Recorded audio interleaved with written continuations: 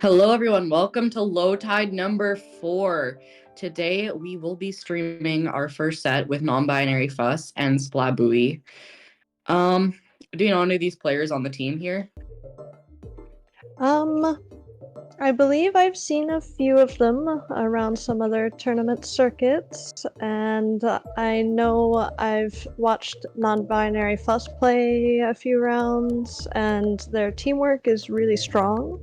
I've never seen Splabui before, so this is going to be interesting. Yeah, kind of same. I've never really seen Splabui around, but I have heard of Non-Binary Fuss, but I would be lying if I've seen them actually play. Anyway, it seems like our first map mode here is Crab Lake Capital. Okay, I don't really know too much about like map geometry and how that affects gameplay, just maybe because I'm not there yet in my comp journey, but I really just judge the maps on how they feel when I'm playing on them or like just how they look. And this one doesn't feel bad to play on, but for me the looks is just it's not my type. What do you think about it though? I actually really like Crab Lake Capital. I think the change in height differences when you go towards your base or the other team's base makes the gameplay a lot more dynamic because you could have rollers, you could have sloshers, you could have snipers. It's like a map, I think, that's good for almost any weapon Yeah. combination on a team. But it can be tricky sometimes if there's the grading and the walls. Yeah, for sure. Like in Splatoon 2, for example, that's something I really liked. I know a lot of people don't like the map, but Moray Towers was one of my favorites because of the verticality, as I like to say, and the walls on the sides and in the middle make the gameplay on Crab Lake Capital really fun. Yeah. I mean, I definitely think that we need more maps in Splatoon with like more different gimmicks or like verticality, definitely. Okay. So for the side of non-binary fuss, we do have a Gal, a T-Tech, a Tri-Slosher, and a Splash. And for the side of Splab, we do have a Shot, Splash, Pencil, and a Immediately, we do see both teams really trying to push out into mid. Right now, though, it does seem like non-binary plus is having a little bit of a struggle But I mean, hey, we might see a little bit of a comeback here soon because it is only the first 30 seconds of this match. We are immediately seeing a few specials used from Slabui and on the side of non-binary Fuzz with the Crab Tank battle, unfortunately not going for also non-binary Fuzz. Also, the Jet does go down to that trap as well. That trap was extremely well placed for them, I would say. They are pretty much just getting completely control over mid. We are seeing those strikes as well coming out from Slabui as non-binary Fuzz still kind of unfortunately struggles to really make their push. It seems like they're having a hard time keeping ink on the ground. They're kind of getting painted out a little bit in mid, and the walls, as we can see, there's a lot of ink on them, and they are being used. Yeah, they are.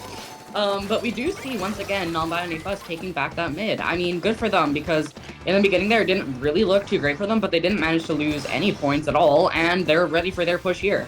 Ooh, that's going to be a little bit sad to have their points like that go down. But they do still manage to get it into the basket, so, I mean, maybe it wasn't that bad after all. We do see the Jet pop, and that does end without them going out, and they did manage to distract a little bit, so okay, not a bad Jet either.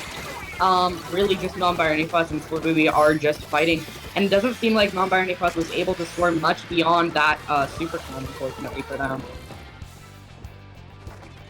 Yeah, and as we saw there, Strobe on the splash, I believe, popping like crab in mid right now, finds a pick, which is great, trying to paint up this ramp, keep non-binary Fuzz, sorry, it's a mouthful, push back as fast as they can. They got the cooler. Really, this is an excellent follow-up. Yeah, I would definitely have to agree with that. I mean, they did just take lead there for the side of Slabui, and unfortunately they are 2 down, but still 60 points is nothing to scoff at, especially with like only 2 minutes left. They definitely could have a chance of winning just off that push. We do see Slabui's Flash here kind of just starting and waiting for an opportunity to get a couple of kills, which it doesn't seem to really happen, and they do end up jumping out, unfortunately, there. Pretty much leaving non-binary Fuzz full control over mid. We do have that Zuka ready, and I believe that we do also have, as well as a couple other specials there for non-binary Fuzz, but Slabui does manage to hold them off extremely well with that Side Strike combo there. We do also see that Gal placing their killer wheels down, and they are really just gearing up Ripple here. They immediately take control over mid, and they are doing an extremely good job of really just holding them in their base. Yes, and we can see they're collecting clams. They've been stalled at 8 clams, though, for a little while now, but then again, Slabui doesn't really have to make a push here. They can just keep up the pressure, guard the ledges, which is what they're doing. Oh, great pick on the Inkjet there. Yeah, Slabui's doing an extremely good job of just really knowing what they should be doing here. Like, they're just playing to get kills. I mean, and of course, if they could get a few points in, but their main goal is just to hold off the team of non-binary Fuzz for as long as they can. As you can see, like that player there unfortunately does go down, but they were trying to just kind of stall non-binary Fuzz out, which is definitely not a bad idea for them here. Slabui is now unfortunately locked up in their base with only a minute left, but they still do have leads. So as long as they can hold on to this, I think it's looking pretty good for them. Yes, non-binary Fuzz really needs to keep their ground here in mid, and they're trying to. The Brella's trying to defend the Snipe Rider, which is excellent teamwork. And they had a crab ready, but it looks like their splash went down, and they have to recover their power clam, which they do. But right now, both teams are kind of trading players one after the other, and with 20 seconds, a little over 20 seconds remaining, it's kind of a sticky situation for non-binary Fuzz right now. Yeah, non-binary Fuzz really has to just get in. They have to score a couple of points here, or else it's going to be over for them.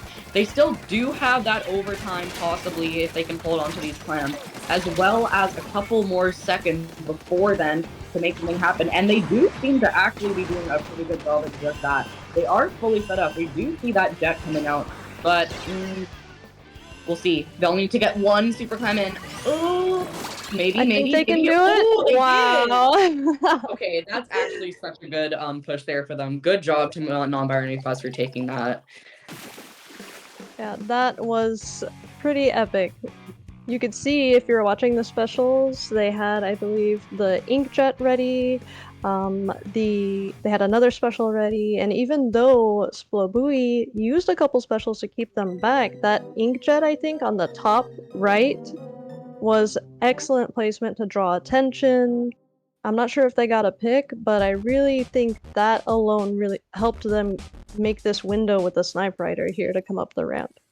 Yeah, definitely. Like as you can see, like nearly 3 players were watching that Inkjet just from that little kind of distraction play there.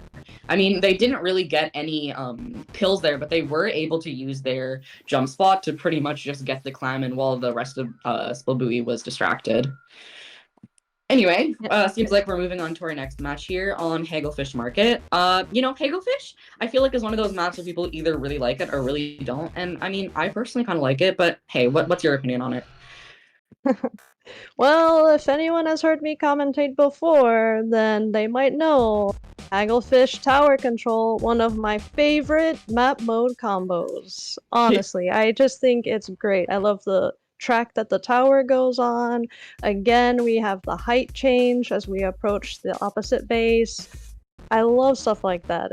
The sides of this map can be a little tricky, but they can be utilized really well if the timing is right to kind of do like a pinch on players who are trying to flank instead of getting flanked by them. It's great. Yeah, I mean, I think something that like makes me like this map more, just like despite its actual existence, would be like that old, like really old, back when Comp was first beginning, when Charlie Limeade used their like strike combo on this map in a match. I just thought that was like so cool, and I tried like so many times to replicate that with my team. Each failed horribly, worse than the last, but that's beside the point. It was still fun. Well, that's all that matters in the end. Yeah. Yeah, but I mean, besides the actual gameplay, like I also kind of like just how the map looks. Like it's very open in the sense of like the background, just like with like the ocean. And I also like the idea of it being a market because the market maps are I love Mako, I love Hagelfish, you know. I feel like I might be forgetting about another one, but I don't think so. So I'm just gonna say those two. I love those two. So market maps are good. Market maps for the win. Yeah, honestly. Anyway, it does seem like our battle is now starting, so let's see what these two teams are running weapon-wise.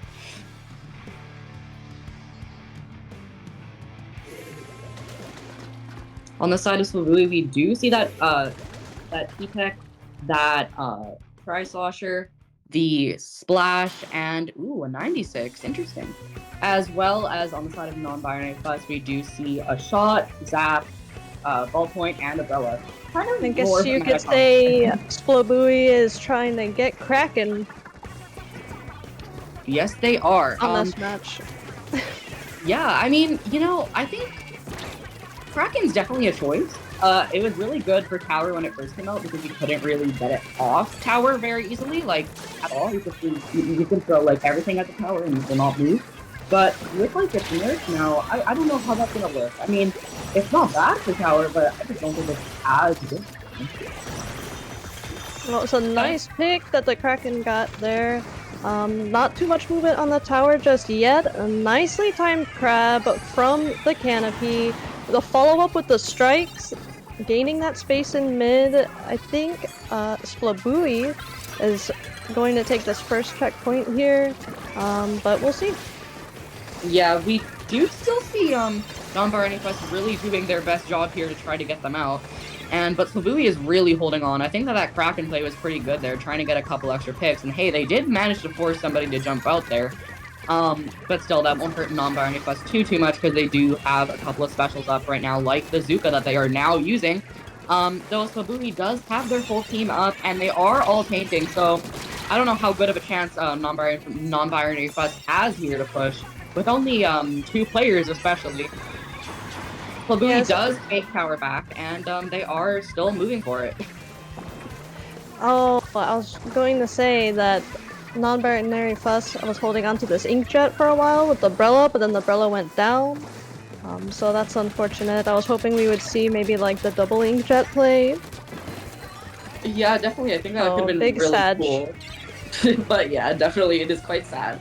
But still, non-binary Fuss does once again take that tower, and they do have that inkjet coming out, getting almost the full team down for Sabui.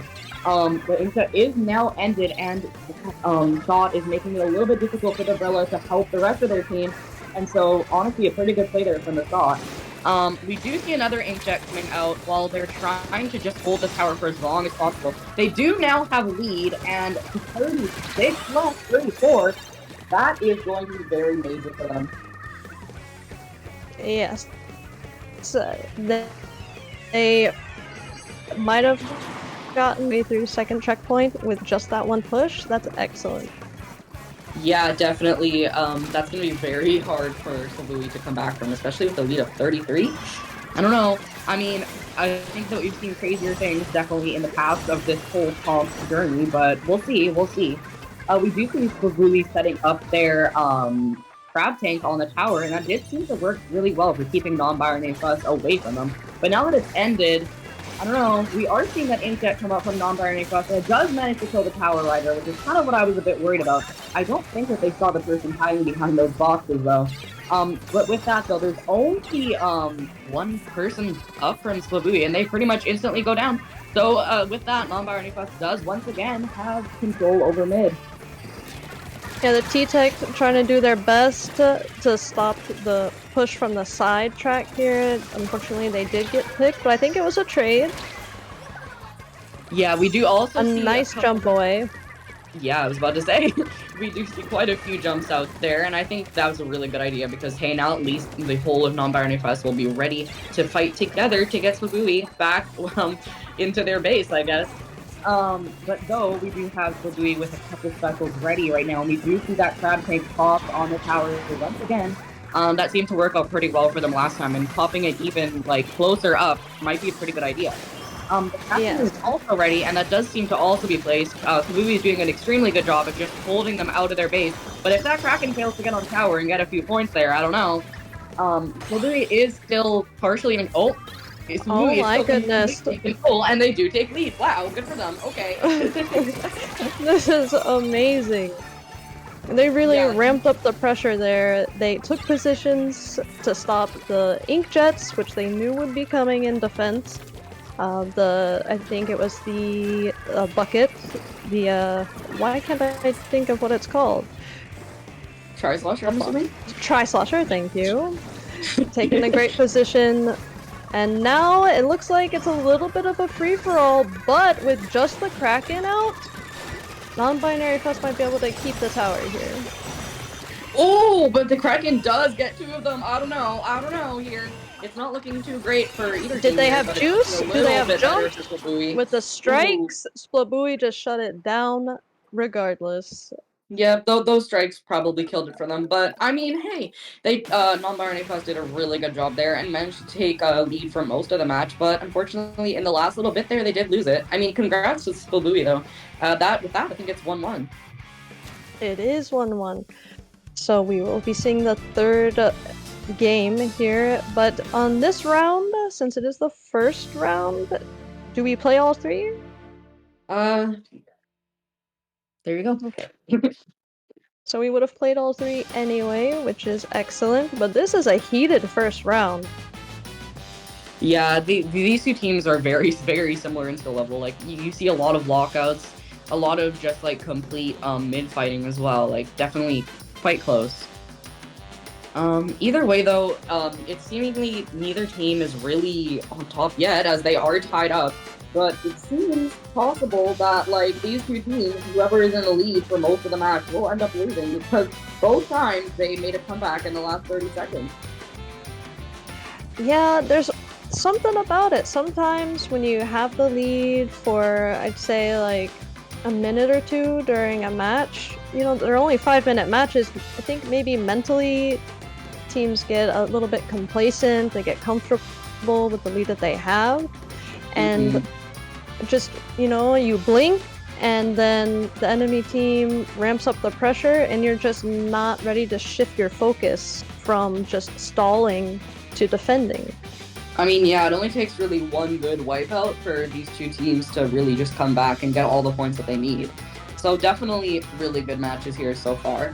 Though for our next match, we do have a Robo Ramen, and from what I'm hearing, this map's extremely good. I love the theme, and I played on it myself too, and I'm really loving how it works as well. But I mean, I guess I would like to also hear your opinion, but it better be that it's good.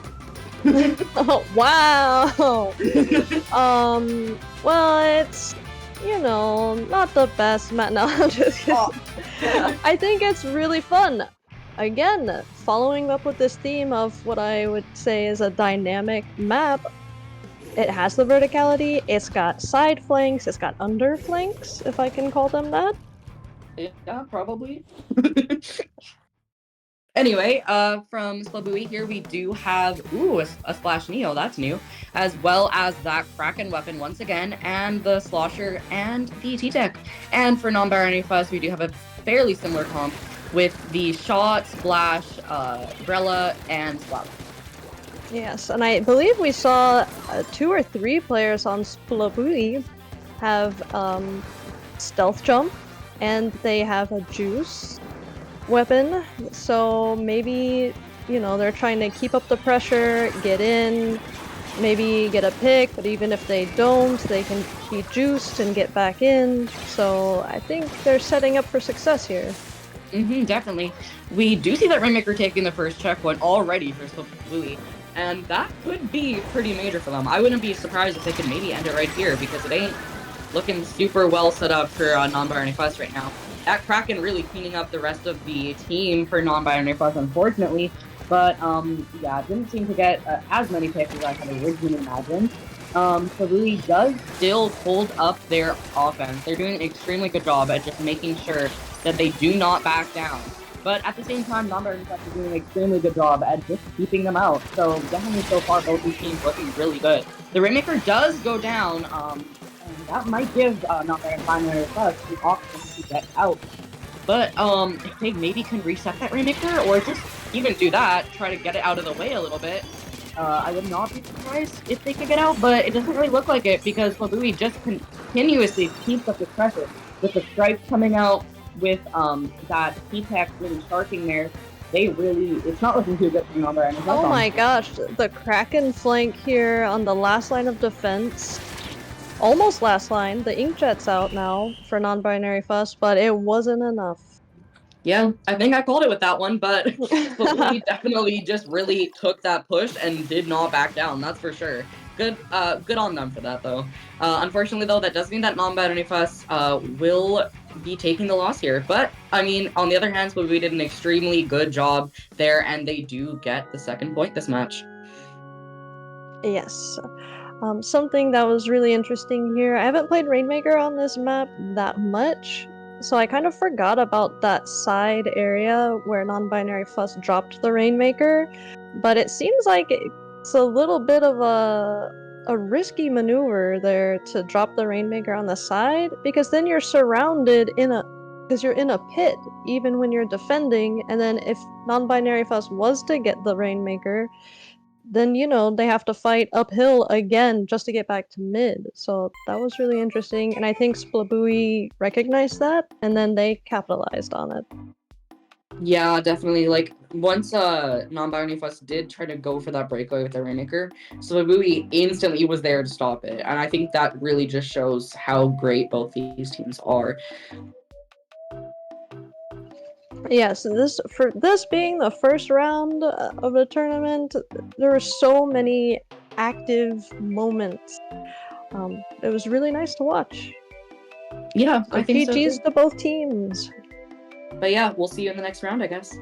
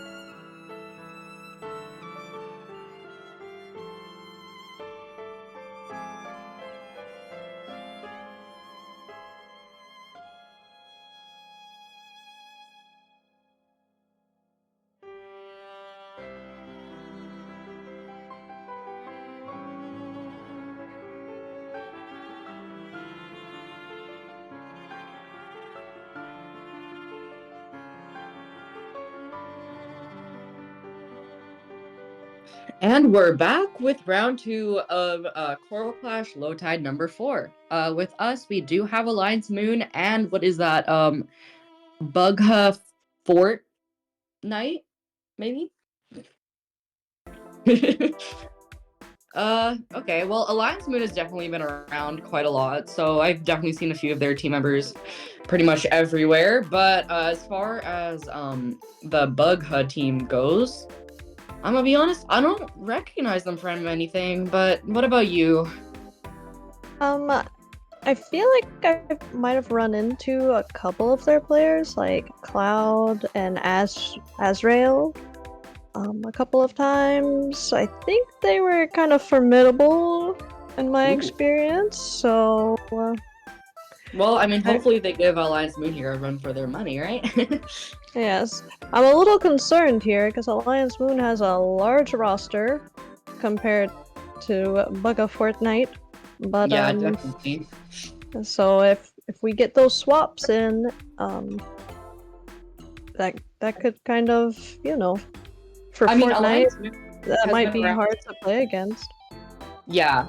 I mean, Alliance Moon has been around since, like, Louis season 13, I want to say, maybe even longer than that, so we'll see how this goes. As far as the next map, though, we do have Mako Mart, and as I was saying before, the Mart maps, I love them, and Mako is a Mart, so yeah. Anyway, what's your opinion? Mako Mart. I love it. I love all the modes on Mako Mart. Mako Mart? You know, Mako? I've heard it both. I've heard it both ways. People have tried to convince me that it's Mako. I'm like, no, Mako, because it's cuter. In my Alright, we'll go with the cuter version. Alright, we're round 2. You know what to do. Watch these Yeah. teams on the stream. Ooh, S Blast. Okay, that's cool. We do have that S Blast as well as a Pencil Shot and Stamper for Alliance Moon, and for Bugha we have a 52, 2 Sloshers, interesting, 1 Try and 1 Regular, as well as an Eleator. Wow. That's pretty interesting combination here from Bugha Fortnite. I mean, Two hey, it seems to players be working go out down pretty on well this. for them. I mean, yeah. If I were playing against a double slosher with a tri-slosher and a regular slosher, I would constantly be getting confused because of the change in range and speed of sloshing. Oh my goodness. That's actually not something that I really thought about, but yeah, that definitely could be pretty menacing here because you don't really know what to expect as you're fighting one of these things. Yes. Anyway, we did see Bugha take a little bit of space there, but Alliance Moon took it back extremely quickly. But then again, Bugha took it back just as quick, so these teams are definitely extremely competitive. Yes, they are. I love this crab rolling into the cooler. Oh, but they do get picked, I think, by the sniper there. Bugha Fortnite doing a good job keeping Alliance Moon on their toes here. The sloshers coming in, guarding the edges, as you would expect them to do, and they're doing it well. I mean, honestly, I didn't expect too much of Bugha here, but they're doing an extremely good job at facing off against Alliance Moon. So, you know, credit where credit's due. These guys are pretty good, as you said. But, yeah, we are still seeing Alliance Moon take a lot of control over mid. And though Bugha is doing their best to just kind of poke and slowly make their way in there, Alliance Moon still does manage to take the lead, so I guess we'll just have to see how this goes. Yeah, with the lead swap, with the other team being at 55 or just in the 50s, that's incredible. But you kind of expect that from Alliance Moon since they have been around for so long, as you mentioned earlier, so they definitely know how to work together, and it's probably not their first time encountering such a formidable comp as what Bugha Fortnite just brought to the table. We are seeing them use their Crab and their Riavon, so that is definitely a very good combination for them. They only have 15 seconds left to make a push here for Bugha, and still it ain't looking too good. Alliance Moon is really just doing everything in their power to keep them held out. Ooh, and even the strikes were not enough to paint zone. That's unfortunate for Bugha. But with that, Alliance Moon does take the first match, and that is extremely good for them. Yes. There is a lot of pink on this map, all the way up on into both bases here. At some point, Alliance Moon just kind of took over the map, maintained control, and it's like no matter what, when Bugha Fortnite got their specials even, I think Alliance Moon did a good job at spacing themselves out. They didn't cluster too much. It's Yeah. really some classic cooperation play we're seeing here. I mean, like, even, like, in this replay here, we are seeing Bugha doing an extremely good job of taking it back, but they don't fully take back mid, which was probably the biggest mistake that they made there, because once the rest of Alliance Moon was in, they didn't have a single extra point that they needed to get through. All they needed to do was get through the points that they already had to get through, so yeah. And so our next map will be Scorch Gorge Clams.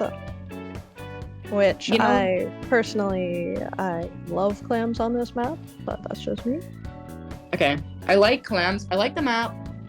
I don't like the aesthetic of the map. I like playing on it, fine.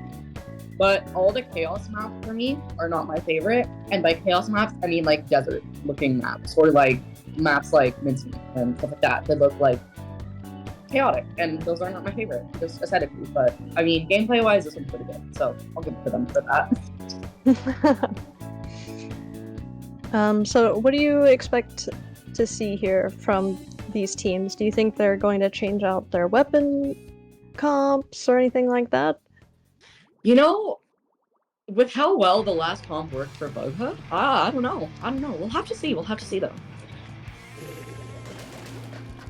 Ooh, okay. We do see that Stamper again, but this time they have a Gal. That's pretty interesting. With Kraken as well. And we do have that Shot and Pencil like we did before. And for Bugha, we have our Tri-Slasher, Shot, Gal, and the F-Charger.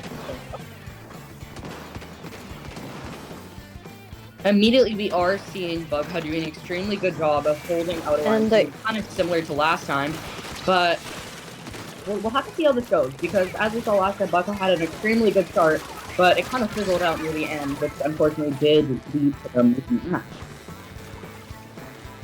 Speaking of chaos map, this is some chaotic gameplay we're seeing. Both teams lost, I think, 2 players back to back within the first 30 seconds, but it looks like Alliance Moon is recovering here. The Kraken is out to make space for the Power Clam, and the basket is open. Well, that Kraken was extremely good for them. That managed to, 1, stall the whole team of Bugha, as well as get 2 kills. That's crazy. Alliance Moon already with the 47 points, even though we're barely a minute into the match. We are seeing that Zuka coming out from Bugha, trying to just get some space back. Ooh, the Tri-Slasher does manage to get a pick on Alliance Moon. So, I mean, that does kind of force the target to back up a little bit. And hey, maybe that will give Bugha just enough space to make the push they need here to take lead. It might, but don't blink, because Alliance Moon, it seems like once they have a little foothold, they just keep coming with clams, as we saw. They're already at 38. Yeah, 38 clams with only like... They are down 2 players, though. But yeah, they are down a couple players here. They are still stuck in their base, and that is a wipeout, so maybe if Bugha can get enough clams in right now, which unfortunately doesn't seem like they have too many, and in saying that, they immediately funnel a bunch of clams to the basket. Oops. Anyway, they do manage to get it down to 50, which is pretty crazy. 47, okay, this push is looking very good, and that is a power clam, if they can get it in. And they're bringing more clams. Which they unfortunately didn't. Stop right before the power clam formed. That would have been lead for them. I mean, I see what they were doing with juggling the clams, but I think that they took it just a little bit too far, because unfortunately it took them too long for the clam to actually be made into a super clam, so they couldn't get as many as they had wanted to into the basket there. But we do see Alliance Moon doing their best to take back mid, and honestly, it seems to be working out pretty well for them, taking down the Tri-Slasher before they are able to get back through it. So I guess we won't be seeing them for a little bit. But we do also see having their Kraken up and seemingly a Crab Tank, if I remember what that Platana has for a special. Yep, I was right. And we are seeing Bugha using their Zuka. They're trying to make some space, as well as the Tri-Strikes. You know, right now it's a pretty stagnant match here, despite Bugha having more take control over mid. Alliance team is really not giving up on this outfit. Yeah, the Kraken I thought maybe was gonna go up the ramp and put more pressure on Bugha, but they did not. They kind of went back, got some juice, went back to safety, and you know, that might have been the safer play here. I mean, yeah, like staying alive is always good, you know? Oh, and I guess that Charger cannot say that they stayed alive because they did unfortunately go down to that Zuka shot right there. Though Alliance Mood is still doing an extremely good at holding this job at holding this out, we are seeing some clams being funneled in by Bugha. Will it be enough to take lead? We'll just have to find out, I guess. And it was! Oh, that is going to be major for Bugha because a lead of 4 points is going to be possibly it that they'll need here. Unless they can actually wipe it out just here, they seem to be doing okay. Wow. They're still like this Tri-Slosher is really just continuing this lead. Wow. Okay. Yeah, the Tri-Slosher just put up a wall and said, "Nope, nobody's coming down this ramp. You're not stopping our momentum here." And they Yeah, already like- have a pot. They have 2 power clams now. I don't even know where they're finding these clams, but they are doing it very quickly. They're keeping this pressure up. It seems like Bugha's trying to shut down this game for the KO, even though they don't even have to with 30 seconds left. I mean, yeah, like honestly, with 13 points left, that's going to be hard for Alliance Moon to break through, especially because they have what is that, 60 points to get until they completely KO? But 14 seconds left, and Bugha still has an extremely good hold over mid, and definitely that Tri-Slosher earlier was major for them because even though their whole team went down, they still held so much space. Ooh, the Kraken ended. Oh no, the Kraken ended right before they managed to kill the Tri-Slosher, and with that, I do believe that that is the game for Bug. Yeah, they did such a great job at ramping up, pun maybe slightly intended there, pressure against Alliance Moon. Was that Azrael on the Tri-Slosher? Unbelievable pressure. Great execution, keeping Alliance Moon all the way back, almost getting a wipe on their own. Yeah, Azrael was absolutely insane there. Definitely a key component to why they won that match.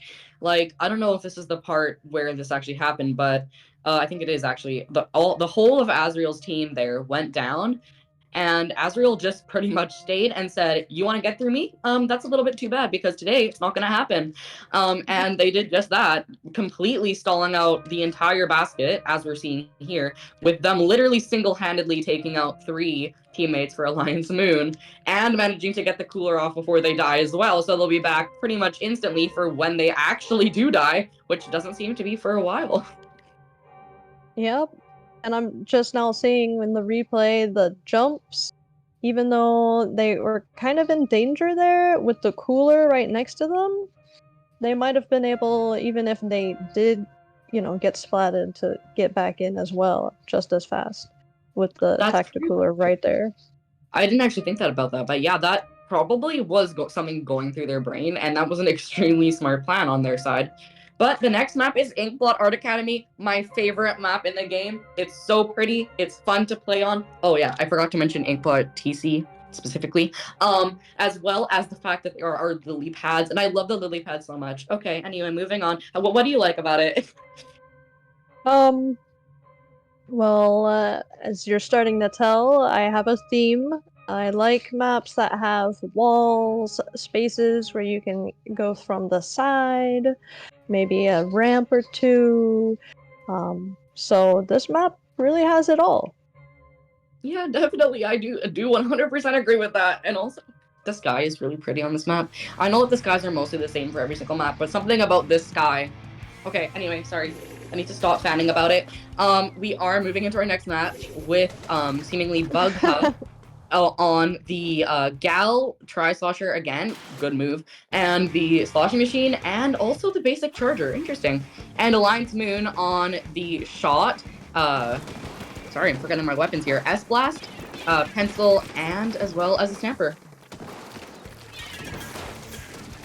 Oh, and I just realized, I think Bugha, just as we saw in the previous round, they have a tacticooler weapon, and they also have 2 or 3 of their teammates who have stealth jump.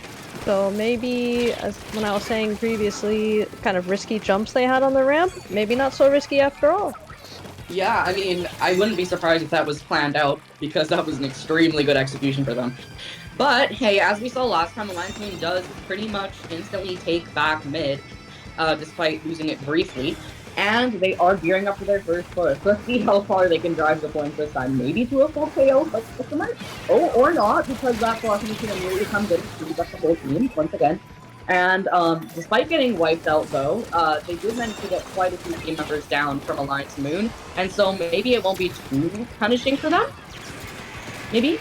Yeah, and the Blaster doing a great job at keeping up pressure in the behind enemy lines here. They managed to get their Booyah thrown.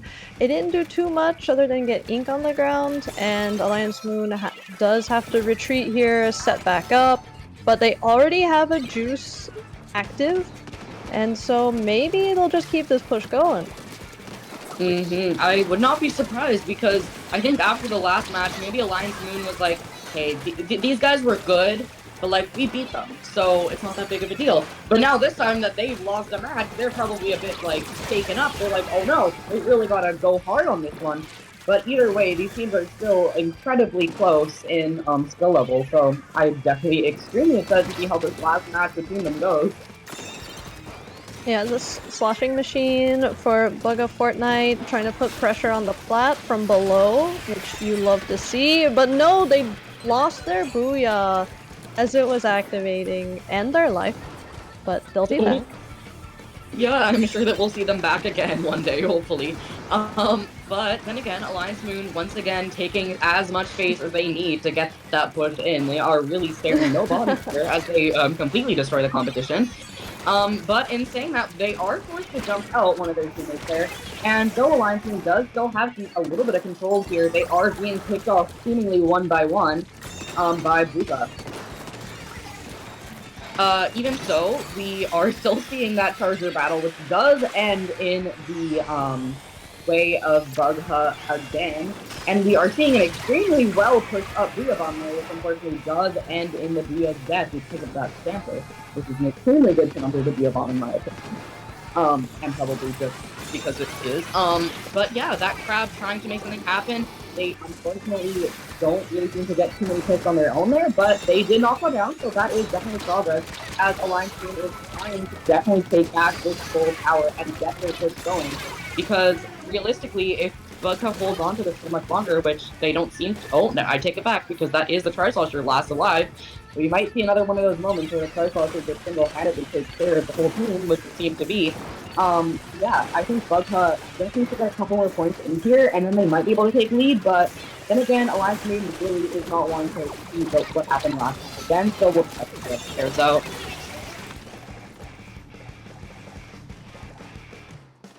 Yeah, and we only have about a minute left in the match, so it's going to be kind of dicey here for Bugha, but they do take the lead. That's amazing.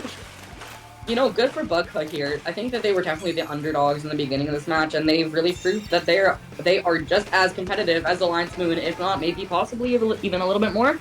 But hey, there still is 50 seconds left on this map, so we could still see a comeback here from Alliance Moon. And Alliance Moon is doing extremely good of cleaning, good job of cleaning up Bugha, really getting that paint and really keeping control. So we'll just have to see how this pairs out. Yes, what Bugha needs to do here is just keep an eye on which player on Alliance Moon has their specials ready, and try to keep them back or keep them distracted, or best, splat them so that they lose their specials so that they can't build up their momentum back. We are seeing that Zuko come out from Alliance Moon there, but it didn't really seem to do all that much because we did also see the vacuum pop from Bugha. They are waiting with that Booyah, pretty much stalling, and that tower is definitely not going to be taken from Alliance Moon. And with that, Bugha does have another point. And you know what? Good for them. I think they really deserved it. They did an extremely good job this whole time, and honestly, that team was really good. definitely beat my expectations there. Yes, it seems like they just came out of nowhere. They came out swinging. And they Had never. great fortitude, great teamwork. Lion's Moon pulled some crafty maneuvers in this last game, um, especially right here in this clip, where Ooh. someone drops, I guess, from the plat and comes up behind the tower. That was great for Alliance Moon, but with Azrael on their plat, it didn't really do too much. It just kind of stalled the push, which later continued. I think a lot of the time, Azrael just really knew, I need to stay alive here. I need to just hold back Lion's Moon. I think that happened a lot this match and last match, and which ultimately did lead to them winning. Yeah, both these Yes. teams were extremely exciting to watch, but I think with that, we're moving into round 3. So we're going to go on a quick break, but we will see you back soon.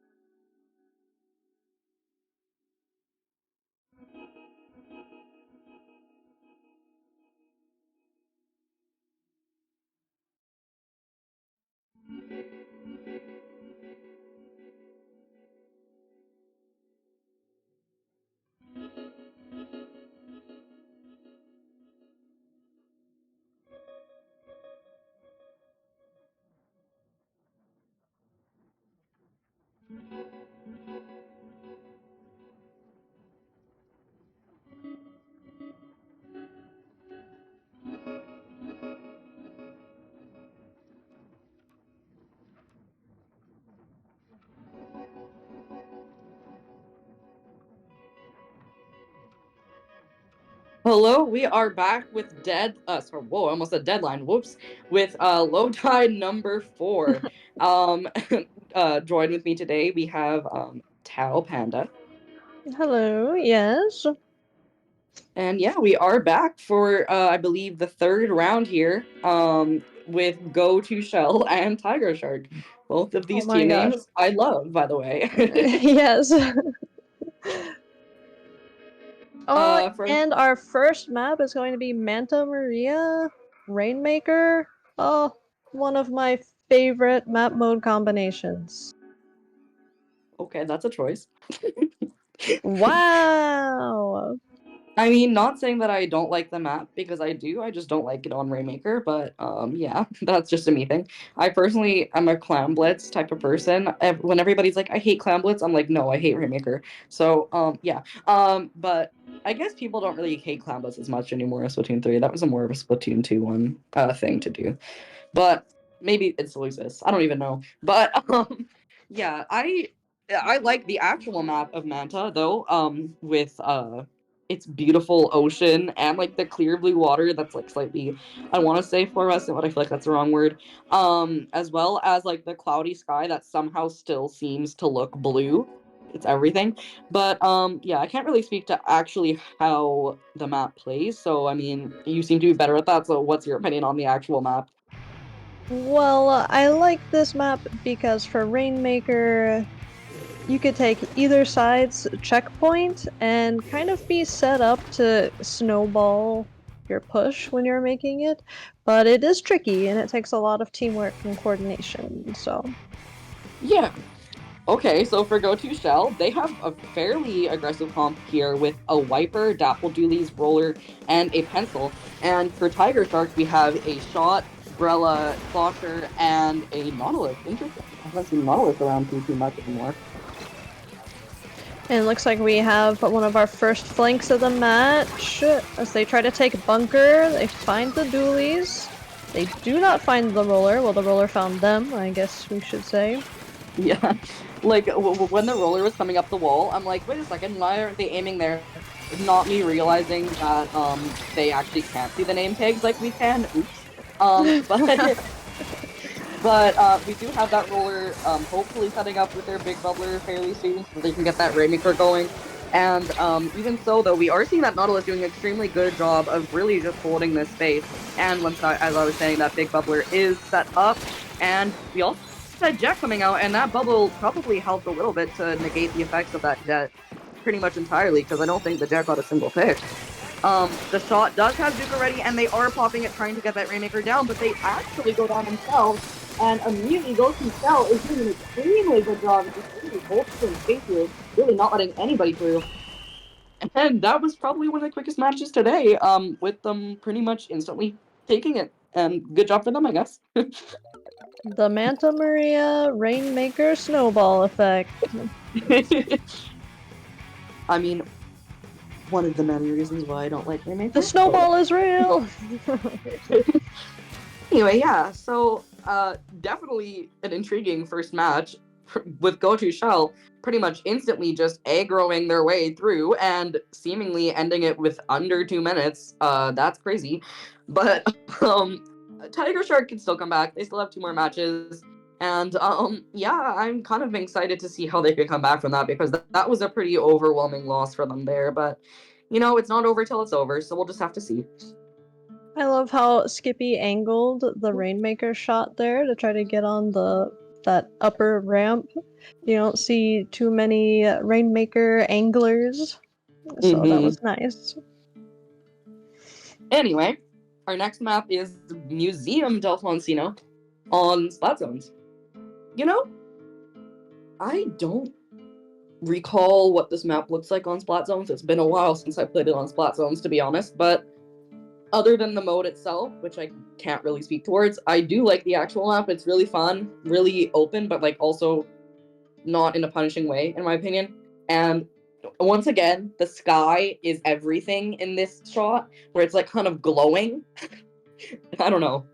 Maybe that's just me. Oh my gosh. It really itches my brain in a good way.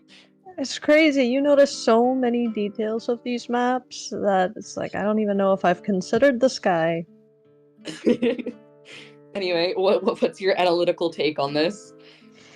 Well, for Splat Zones, taking mid obviously in any map, but on this map in particular is super important to kind of keep somebody back in mid because the spinner is in the middle and it's a part of the zone as well, and because we know they have that wall on the side where teams can drop down or players can drop down to flank, you could be in the enemy's base, you could have them pushed back, and then still lose the zone very easily because it's kind of difficult to turn back when you're on the other plat to get back to the zone.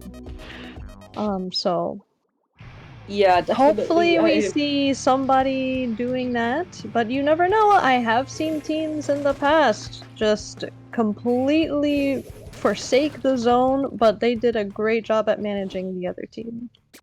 It seems like GoToShell is pulling out a very similar comp here, except with switching the Wiper for a Stamper, which is definitely a pretty good choice for this map, I will say, with the Crab Tank.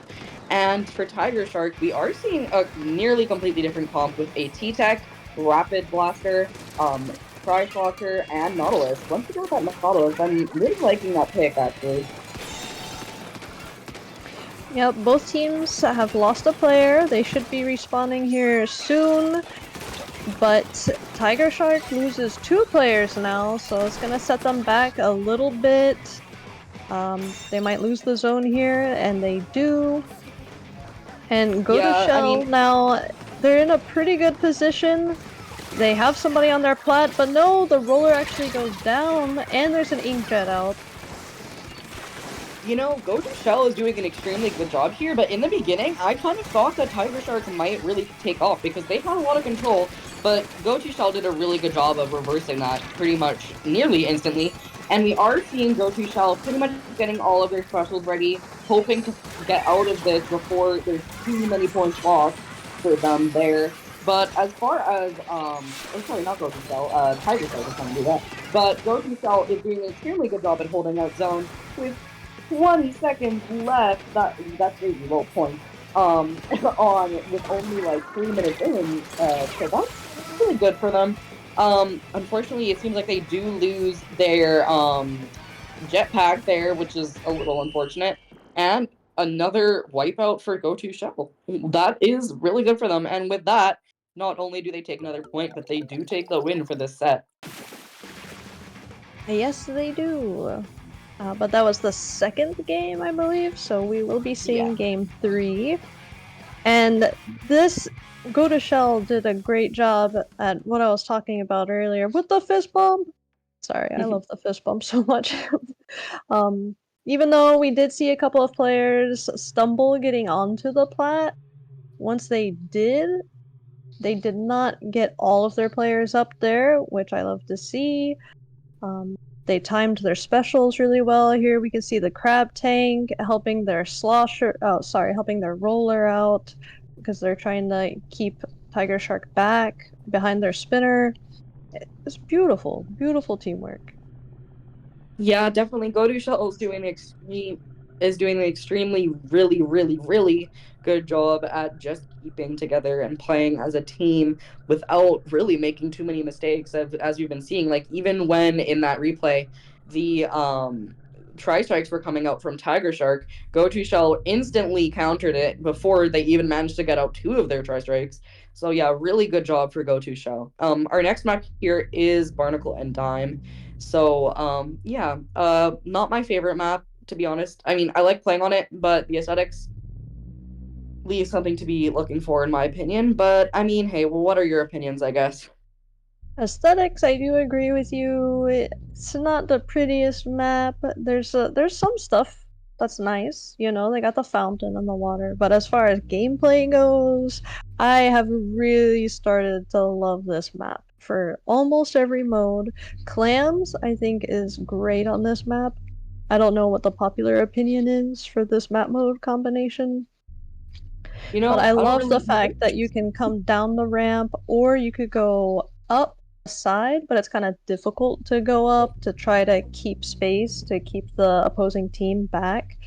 And so I like that because some maps, as we've seen, like there might be a raised portion near the base, but then there's like a down ramp, like on Scorch Gorge, on Rainmaker. It's just you could just go straight down the ramp and get a bunch of points. This map's not really like that. I think one of my fondest memories on this map was just like when it first came out, testing it with a few friends, and I was using Tentabrella, and literally just with the Tentabrella, I was able to hold out like left side of their base for the entire match, and that was just really fun. for probably not a good reason because it was basically base camping. But beside the point, it was still fun. But yeah, like Tao was saying there, this is definitely a really fun map to play on for me as well. I really like just how fast it is. And I mean, it's not small, but it's not really big either, so it's really fast to get from side to side. And I really like that kind of play style. Like, yeah, I mean, I think that's probably a reason why I also kind of like Mahi, but it like before it got its buffs or whatever. But yeah. All Pre-buff right. Mahi. What? Pre-buff Mahi. Yes. Anyway, we are seeing a very similar comp again from the side of GoToShell with that Wiper replacing the Stamper once again. And on the side of Tiger Shark, we are seeing a Gal, Brella, Slosher, and Nautilus. Once again, really loving that Nautilus pick. Yeah, so the Nautilus just somehow ends up in a decent position, but like at the wrong time, it seems like. Yeah, GoToShell really just pushed up and did not leave any prisoners, to say the very least. That Wiper trying to hold out that right side over there on Tiger Shark's base. The Slosher trying to face them off, but still does not really manage to get the kill on them, but they do eventually, so hey, I'll take it. It seems like Tiger Shark is taking a little bit of a long time to get into mid, maybe not realizing that they actually had that place when GoToShell was down. But nonetheless, they are taking it now, so good on them for that. They do realize that flanker before it became a major issue, and they do manage to handle it, but still, GoToShell doing an extremely good job of playing this defense here. You know, I think this is the first time that GoToShell has really been backed into a corner by Tiger Shark, which really just shows their improvement throughout this match.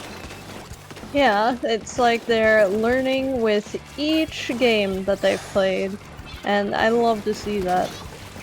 Yeah, definitely. It's very, very exciting when you see teams like learning as they go through a single set. Come on, that's crazy. But yeah, even so, we are still seeing a complete lockout from Tiger. Well, not complete, but a good lockout from Tiger Shark here. So you know, I would not be surprised if maybe they could get a few clams. Maybe. Maybe not. Maybe not. Oh, the roller goes down in their own bubble, I guess because of the frames of it expanding. That's always so sad to see two players go down kind of staggered for GoToShell. This could be the moment for Tiger Shark if they capitalize on it. They can shake off the fact that they just lost a player or two or three. Into three. Tiger Shark, I think, had a really good push there, but they just didn't really commit fully, which, I mean, you can't blame them. They must be kind of horrified to go up against a team as good as GoToShell, but it seemed to be a little bit unfortunate for them there. But still, they are putting up a good job on their defense, really not letting GoToShell get in once again. They have learned from their mistakes there, and they are not letting it happen, because they know that if GoToShell gets in one more time, it could very well end right there. Yeah, exactly. But the stamp coming out now, trying to make some space. They find a pick even. Trying to back this Slosher into a corner to go down for Tiger Shark, and this could be a buildup of momentum to see at least more points on the board for GoToShell. Tiger Shark really doing their best to just keep GoToShell away, and ooh, it's kind of interesting that they managed to end the resetter there. If I were them, I would have ended it closer to the basket so they could have gotten a clam jump, but I mean, I guess if they were just trying to play it safe, in a way, I don't know. We'll see how that works out for them in the end. I mean, they did go down, but I don't think it will be too detrimental for GoToShell here. Tiger Shark using their strikes in mid, gearing up for a push here. Their whole team is alive and ready, and we are seeing that rain come out, so clearly they are getting ready for something. But the Nautilus does go down, we do see that stamp come out. Oh, and the Stamper dies! Nice! That is really, really lucky for Tiger Shark there. But nonetheless, we do see that bubble popped, and that's probably going to be it, because that bubble is going to be extremely protective for GoToShell. Yes, and the fact that they have clams already, they're just waiting to keep Tiger Shark back, and there's the game. Yeah, unfortunately, as I did call it, the second that roller managed to get that bubble placed, it was pretty much over for for I cannot remember the first part of their name, but that shark team. Tiger Shark. Yes, Tiger Shark. I'm sorry, but it was pretty much over for them once that bubble was popped because unless they could focus all of their power on shredding that, they instantly get 3 free jumps. So Right. good It on kind of Silver position though. maybe that would be a way to describe how Go to Shell was playing. It's not that they always had pressure, but it's more so that they always had Tiger Shark having to deal with something, even if it was Yeah, just like one player, like the Reef Slider or the Bubble, and it's like Tiger Shark has to make these tough decisions. Well, do we stop these clams going in, or do we work together to shred this bubble? You know, do we mhm. set someone up on the top ramp to try to keep I them from getting more clams in? I mean, it was really nice. I think also, like, as we saw in the replay, that Reef Slider last second was just another one of those moments where Goku Shell was really making Tiger Shark being dispersed and being like, should we deal with this Reef Slider or should we deal with this wolf that's sneaking up? And you probably don't because of the giant Reef Slider explosion. But Yeah. yeah, like, I think once, like, even though Goku Shell maybe didn't always have control, once they got it, they did not let it go. It was like they felt like if we let this go, it's over for us. We cannot let it happen. But yeah. Yeah, I think those were that's great matches to watch. yeah, definitely. They were very exciting. I think Goldie Shell definitely proved their worth here, and I'm really excited to see them hopefully in finals, question mark. But yeah, we'll see them soon, I guess. I think with that, that is round 3 of Coral Clash Low Tide number 4. We are going to go on a quick break, but we will be back for the 4th round soon.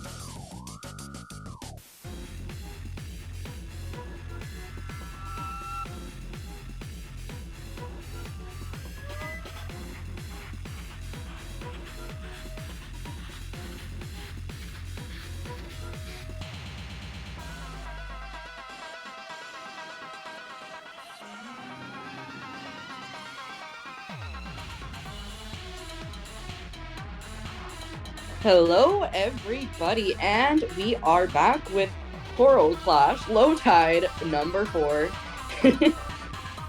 I messed it up last time, so I didn't want to do it again. Oops. Anyway, so this time we are joined with Homophobic Dog Sweep and the Polecats. The Polecats are a fairly well-known team, but I don't believe I've seen Homophobic Dog Sweep before, so I assume they might be a pickup, but I might be wrong about that. Anyway, our map here is Sturgeon Shipyard. Any opinions on this before I say mine? Well, Sturgeon's kind of like the classic map. For me, I don't really like it, or do I dislike it? You know, it's just kind of an average Splatoon map, in my opinion. Yeah, I mean, Sturgeon used to be my least favorite map. It's not anymore. But actually, something I've never done is look at the background of Sturgeon. You see that mountain in the background? Could we just move the map to the top of that, and then it would be like beautiful, you know, like just like volcano map instead. That would right? be epic. Right? But the sky is pretty, and they need to make the volcano map, Nintendo. Yeah, the map isn't that bad anymore. I don't hate it anymore. I still don't super love it, but I don't hate it. So I mean, I'll take it overall. You know, it's not bad. It's not good. It exists. I feel like some people like it though. So maybe if you like it, you like it. You know, woo, good for you. Okay. Yeah, no one's gonna give you a hard time for absolutely loving Sturgeon if that's your thing, I guess. But something that is kind of weird for this map with tower control, isn't it one of the maps that's got 2 checkpoints? Or does it have 3 for the tower? I'm gonna be completely honest. I do not pay attention to that stuff at all. But I'll just say it has 3. All right. So we are seeing that Gal Slosher dualies. Interesting. And oh, a Squelcher. Okay, those are 2 weapons that we have not seen much of today, as well as an NZAP range blaster shot, and once again with that Stamper.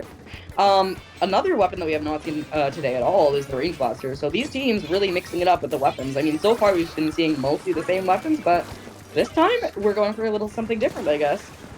Yes, both teams have lost a player. It's not gonna slow them down until now.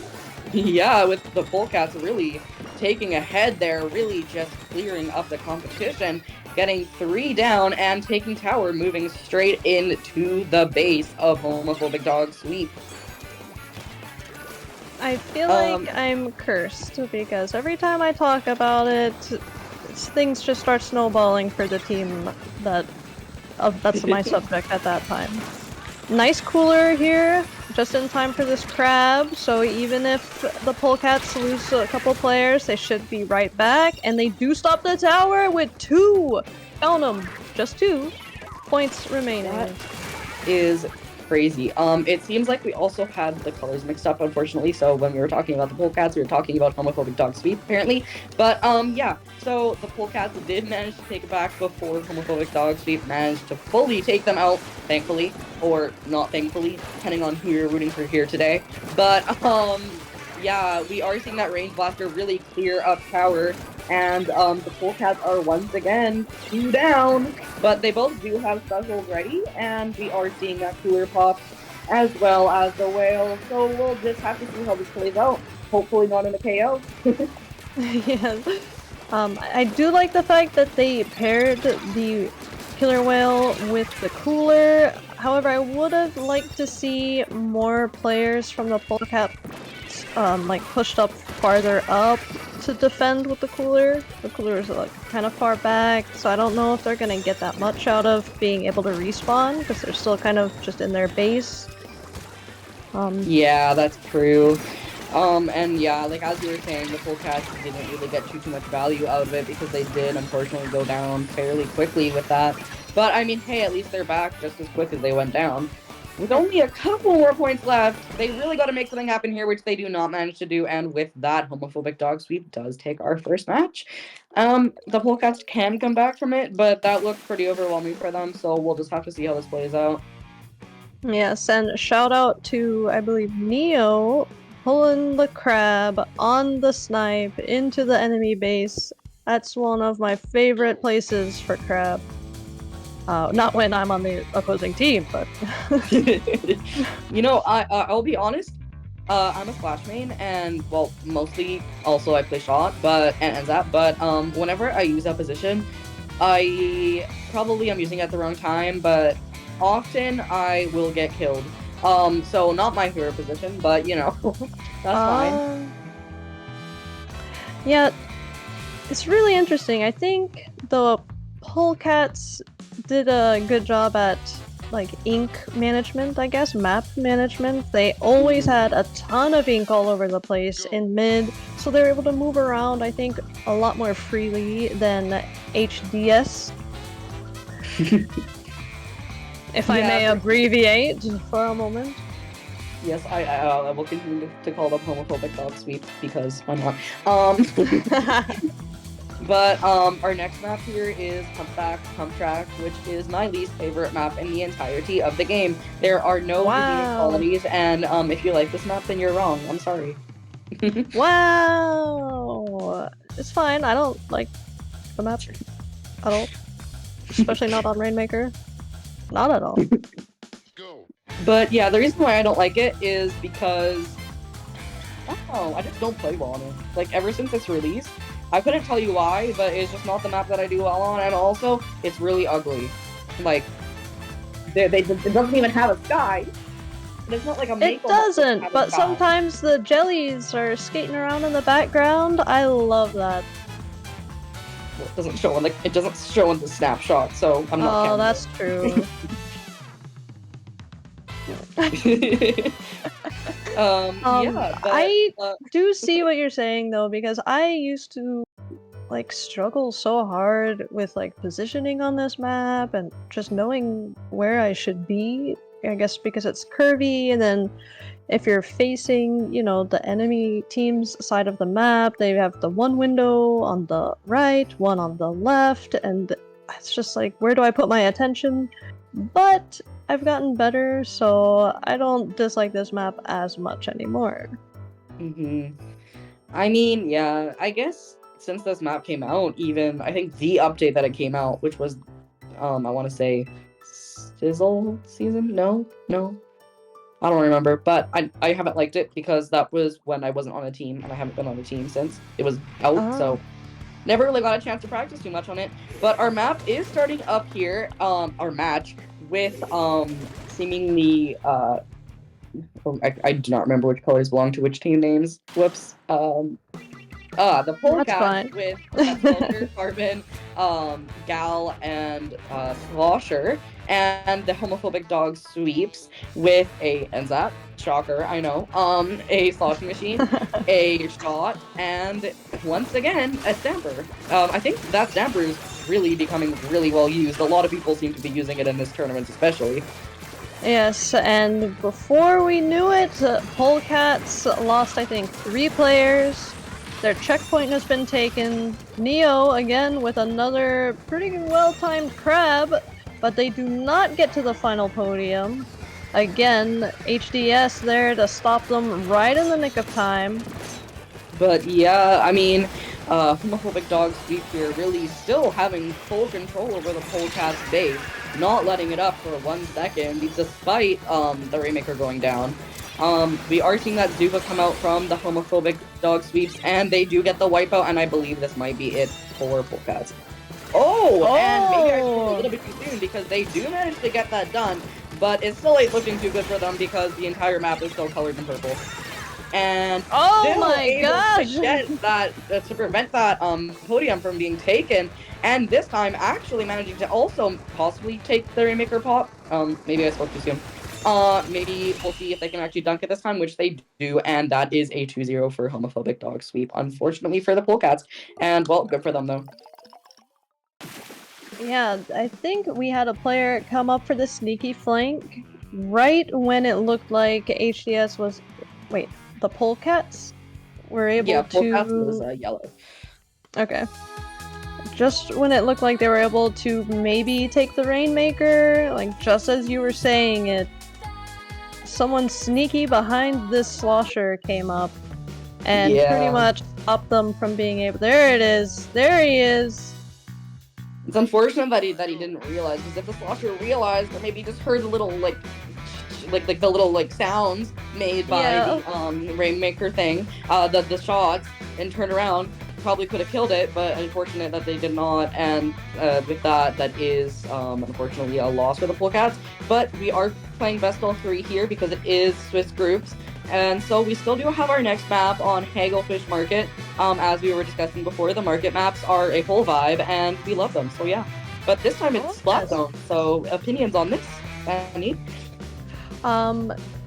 Maybe 1 or 2, or many, but limited to just 1 or 2 as time permits, which I am wasting by rattling on. So, splat zones on this map can be super fun. Sometimes, I don't know, specifically with splat zones here, I love the map, but splat zones can feel so, not exactly boring, but it's like, it can be very, like, upfront, like, of course, we go to mid, we paint the zone, you get your specials, you know, maybe there's a flank. It just feels like a lot of repetitive things happen on this map when I play splat zones. I mean, personally, I still really like splat zones on the map mode, but I just like splat zones as a map, as a mode for the most part. I feel like that's not a crazy, like, totally radical opinion, but yeah, still, I like it. But yeah, I do agree. Like, Hailfish has, I believe, no changes to the terrain at all. So throughout the whole entire match, it's going to be staying the same. And especially on a map like Hagelfish, where the zone stays still, unlike a map like Tower Control, where the thing is constantly moving, it can, I agree, it can definitely feel very boring at points when literally nothing is happening. But it seems like we are starting our match here, so let's see what these teams are choosing to play on here. I wonder if we see the Stamper again. I wonder. Match number 3. Oh, okay, that's a very different team comp, and we actually did not see the Stamper, so maybe I spoke a bit too soon. We are seeing a Shot, a C Junior, and a Slosher, and a Swiffer from the Polecats. That's a crazy pick. I have not seen any of those weapons in comp since Chill Season, I want to say, like the old one. And on the side of Big Dog Sweep, we are seeing a Rapid Blaster, a Sloshing Machine, a Wiper, and an NZAP. Crazy shocker, I know, but yeah. Wow, 2 great picks here. I think from the Wiper, or maybe the Zuka Wiper combo. Yeah, definitely. They're like, already right down in the 70s. Oh, that's gonna Trixie, be really good. good. Pulling out all the tricks in the enemy's courtyard there. That was a crazy punt. Another death in the bubble. This Inkjet, oh my gosh, using the extra height from the side. What a great play, because if anyone goes to try to kill the Inkjet, they can't, and now they're distracted, and now look at this. They are taking over the ramp, they are in the base, they are in their face, they're not letting up. This might be a shutout, straight to a KO here. I just wanna say, love the rhyming. But yeah, it is not looking good for the Polecats with only 4 seconds left. And that is game. So what a shame for the Polecats, I guess. Oh! Yes! But yeah, that is a win for homophobic. Wait, was it Dog something? Dog Sweep. Yeah, Dog Sweep. Yeah, there. They did indeed sweep that time, but yeah. Good for them. Good job, both teams. Yep, there's the Inkjet I was talking about. Yes. Even though they had this wave breaker, they had a bubbler. I think, yeah, HDS, their follow-ups with each other, it's like they got faster and faster during the course of these 3 games. Then you see one special, and then you see a teammate running in while someone else is using that special. And then when one of the teammates puts pressure forward, another 1 or 2 backs them up, like we saw them come up that ramp just as one mob. That was probably very overwhelming for the Polecats. I mean, I would be lying if I said that I wasn't rooting for the Polecats that match. Junior has a very special place in my heart because it was my first Splatoon 3 main, and yeah, seeing them lose with that was a little bit unfortunate. But yeah, I really wish Junior would come back into meta. Come on, guys, make Junior great again. I love playing the junior. I don't play it as much these days, but I am also a fan of it. I feel like it's a versatile little weapon. Yeah, it's Junior. It's Junior. You know, it's cute. Anyway, unless you have anything else to say, I think that will be it for our group stage of Coral Clash. And I believe, if I'm not misunderstanding, that that will also be it for us two as commentators this time around because we will have different commentators for the bracket. So, I guess this is Cole signing off. And this is Tau Panda signing off as well. This has If been a you blast. Thank you so much for having me. Yep, thank you for having me too. And if you want to find me at a different place, my Twitter is Cole_SBL, so be sure to check me out. And mine is at the Tau Panda, of course. And that's pretty much my tag anywhere. So if you see it, that's probably me. Yep, and thank you guys for tuning in for the groups. That will be it though. So see you guys in bracket. Have a good night, everybody. Bye.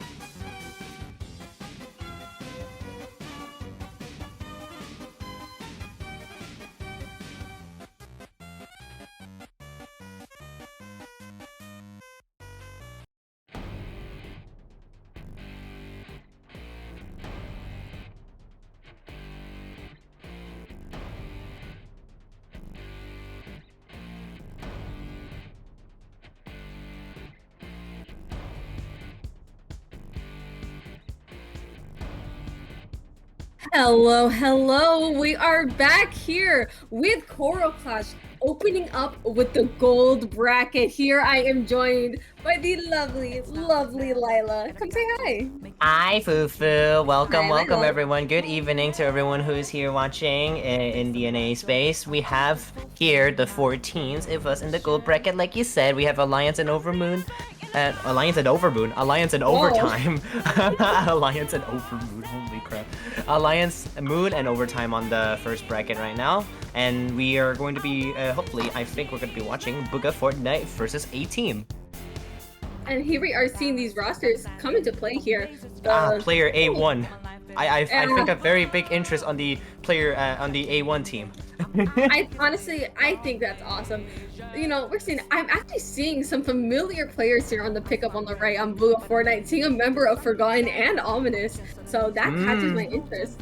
here, Yeah, and from this is yeah. fine on the left here too as well. There's a couple players from teams that I know, which is interesting. What do you know, Lila? Yeah, we have Mini. That's how you say the word. Mini from Ink Black, and also Jam from TIF. This is fine.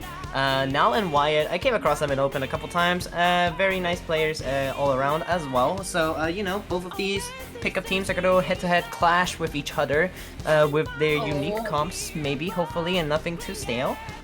You know, because I think both of them have like really flexible players at their side right now with a decent backline too. So we can expect to see some, you know, really solid gameplay, I believe. I'm pretty excited. Again, both these teams have made it up to the top cut, so I'm expecting a pretty nice fight here as we're waiting for these teams to ready up and get ready. We are starting on which map are we starting? Do we know? We are Here we going go. to Museum Clams. Oh my goodness, that's another Museum Clam starter for a while. I've been onto like 3 tournaments watching recently, and we have like couple sets that already starts with Museum Clams once again, and we're gonna be doing it here too. Yippee! Or it always turns back to Museum Clams somehow. If we're gonna go from literally Museum Clams to Manta Maria Tower, which is an entire flip Oh of stage, yeah! like, we're doing a whole 180 with these things, like us. Yeah, you have gigantic map versus tiny ship. We have our little vessel. She's doing her best. But when we Yeah. look back at Museum, as you said, I believe you did say that we are getting backlines on each of these teams. So this is going to be a bit more of a playing field for both of them here, especially with how open Museum can get here. Yeah, definitely. Museum is an instant classic for a lot of people who played this game since last year at the start. You know that it is a really good balanced out map mode, but for Clam Blitz, you're gonna be seeing a lot of mid fighting most of the time, and then you're gonna get onto their plat for relatively no more than 20 seconds, and then you're gonna be off of it. Like most of the time, your own plat and the enemy's plat, you're not gonna be fighting too much, because the mid part of this map, you know, it's just so big. There's so much space for you to work with. There's a lot to paint out before you can move, advance up, and you gotta watch out for your specials, Fufu. You know, there's a lot of things to be micromanaging on Museum. For sure, Lila. I mean, like you said, that open field in the middle is going to be the playing field of all time. So here we are. We're going to open up. Let's see what these guys are going to bring out. As you said, backline. So I'm hoping to see a nice little leader. Here we go. There Baker we already bringing this are. onto the field. Here we go. And no backline here from Fortnite side. We are stuck on A team. Yeah, Okay, Book of A-team. Fortnite. A-Team. That's, no, they are literally just called A-Team, Fufu. They really are. I was confused. They are A-Team, definitely, just for sure, but we're gonna be trying to follow through the roller, trying to go for a very sneaky play just now, but getting caught out already. The paint trail that you can get just by exposing yourself, it is very risky to see, but we're gonna be following A-Team on that plat fight. Now is gonna be back already, getting that crush with the roller, getting a second two here, Fufu. Now absolutely turning it back from a dead to the beginning to taking 2 out. A nice revenge plan gone through here. We're back at a bit of a neutral state despite the numbers being 1 each down here. But A-Team coming in, turning this around and starting to put Lumber Field. They are finding a nice pick on the fighting too here on Fortnite here. This is a perfect opportunity for A-Team to make in, but that Kraken is probably going to try to say something else right here. Yeah, A-Team, unfortunately, getting that power climb in cost them 2 players at the moment. Even Mini holding into mid still right now. If they can land their shots, I think they did. Getting 1 down onto the blob instantly. Getting the trait out as well. Jam, this is looking still a very favorable fight for A-Team at the moment, with Mini catching another one out of the guard. We love to see this, Fufu. We love to see good E-leader players able to capitalize all the space here on Museum del Alfonsino. For sure, we are seeing that pressure from that leader showing through, absolutely being able to keep a much of Bug of Fortnite into their base, but seeing this Gal trying to just move this leader out of the way, but not quite finding it. And again, that leader returning back to their oppressive position in center, in play, to just keep Fortnite team out of here. But Fortnite's basket is already open. The only retaliation is LX's Kraken released and trying to make some havoc as the roller pops out their bubble here. Able to secure maybe just a little bit space, but getting shredded out ultimately. Score is down to 55, Fufu. It is a pretty solid lead if you ask me when you have a leader to hold so much space. You're going to be holding back Book of Fortnite here for such a long time that I don't think 55 will be an able score for Book of Fortnite here. sure. We are seeing those prices go up, but with members starting to go down here on A team, this might be a chance for them or not. Turning this around, we are seeing 2 down on Fortnite instead. Just seeing these picks kind of go left and right, but as you said, we are seeing A team with disadvantage, and they're still holding this space in Fortnite space and putting even another climb in. Look at that. And then with the leader back in position, having those jumps now free, it's just a matter of getting those clams into the basket and being able to hold the plat of Boba Fortnite here. Yeah, Book of Fortnite is still trying to hold on to that defense because look at Jam able to cluster a couple more clams in. Wyatt was in there, really in there, trying to get some picks in space control. As now we follow through that retake coming from Book of Fortnite, able to hold on to mid now, actually having mid for once in this game, but instantly shut down by Jam's Gluka dualies. 2-shot instantly. Glukas is not something we see often, Fufu, especially now you're going with AE leader. That's not a common pick we all commonly see often, you know? Sure, but I think with these risky picks, they can definitely pay off, as we saw with the leader. See, speaking of the leader, very nice pick there. The leader is definitely at it, but they're pulling with Kraken Cheese here, trying to take these jumps. This is their opportunity to get into the basket. Seeing that they weren't quite able to take the space all this time, this might be their only chance to be able to hold these clams in here, but not quite able to put these clams into the basket. And with AT now taking back a lot of their space in the basket, that basket's now done. That push is done, packed up, closed up, and just waiting for the next one here. Yeah, definitely. The Kraken Cheese wasn't really the most score-giving play that you can do when none of their team has went down on the side of A team. But on the side of Book of Fortnite right now, there is a free down jump out delayed wipe situation, giving the A team with the huge clam economy advantage and map advantage at this point, trying to push on and getting that score in. Jam with the Gluga Dualies is able to... Oh, wait, no. They missed. Wait, what? I thought I heard the score sound. No, we heard the ball, but we didn't quite hear the score. Unfortunately, that ball missed it. Whoa! Whoa! How are you alive, Nicholas? How are you alive? Ah, there it is. He picked up my wife there. This play is now going back to the favor of A team. A team is just not giving Blue Fortnite any big chances here. Oh wait, stop. Commentators first. There are 2 down on A team right now. There are 2 down on A team. I repeat. 2 down. 2 down on the A team indeed, but that cooler respawn, no cooler respawn. I'm lying. I'm still automatically assuming every team has a cooler right now because I just realized too, A team has no cooler. Trying to play into this, but the Kraken Cheese is coming in once again, trying to force that clam score in, but I don't think they got that jump in time with it. But that is a 2 down situation on A team. That's gonna be a very nice walk in the park for a Book of Fortnite to be able to score. 70 points left on the board. They still have to score around 36 to be able to take the lead here with the time ticking down. That's going to be almost overtime over. 2 down now. Maybe Book of Fortnite can make it in, but they have no clams on their hands at this deck right now. Then that's going to be overtime. Instantly over for Book of Fortnite. That unfortunately was named clams on their hands. That was a good one. I can't even lie to you. But for sure, A team just being able to hold, they had control basically almost the entirety of the game. And unfortunately, towards the end, Fortnite here wasn't able to not only get the climb economy, but with their players starting to go down, they weren't quite able to turn these sides. A team just taking this first game victory here in brackets. Yeah, definitely. We love seeing Mini with the E-leader putting in so much work, Fufu. There was so much that they were holding on to, so much picks that they were able to get, and we just love seeing those in contrast to what we're about to see later, Fufu. For sure. We love to see backlines here. And it worked incredibly well, just not only in a pressure sense, but in the sense of they were getting picks left and right here, just forcing advantages for their team, which I think only pushed further that Fortnite wasn't able to get in and get their points because they were constantly down players, whether it was unfortunate picks from their leader or from other members, and it's just how it is. But we are moving on to Manta Maria, and I don't know if we're going to see that E-leader again, especially considering it's tower, so they might switch out to a different backline here. So it looks like I said before, we're going for 180 here. Yeah, 180 here indeed. We're going from the big and wide. What is it called? We're going from something to a straight and narrow. What was the phrases of that? There's a phrase for it. Anyways, we're gonna be on the straight and narrow for Manta Maria here on the tower control too. And like you said, that's gonna be a big contrast from Museum, because I have no hate towards it, but me and you as an Advent backline Charger player specifically, we don't like playing Chargers here. Manta Maria Charger, it's like, if you're gonna play a Charger, especially on something like Tower, if you're gonna play Charger, it's gonna have to be ZF, in my opinion. It's not the worst, but it's not the best either. I guess when it comes in terms of backline to Manta Maria, Spotlight may be your go-to here, or ballpoint. Or even maybe even heavy if you feel silly, but the jet on the ballpoint is just it's honestly a little too good to pass off for a map like this.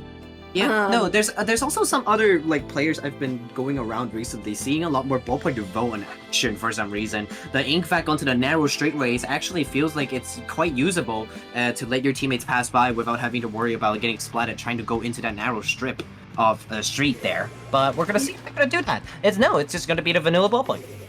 There we go. Yeah, seeing that ballpoint come out and seeing a V charger come out. What? Here.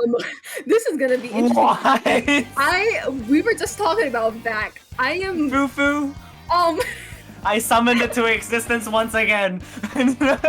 somehow you talk about you are the opposite of commentators curse tonight, but considering we still have backline with backline, they have swapped out opted to fight fire with fire, and this is what we're gonna see with both teams now entering the middle. 2 down, 3 down. Oh, Fortnite 18 absolutely making waves the first 30 seconds of the game.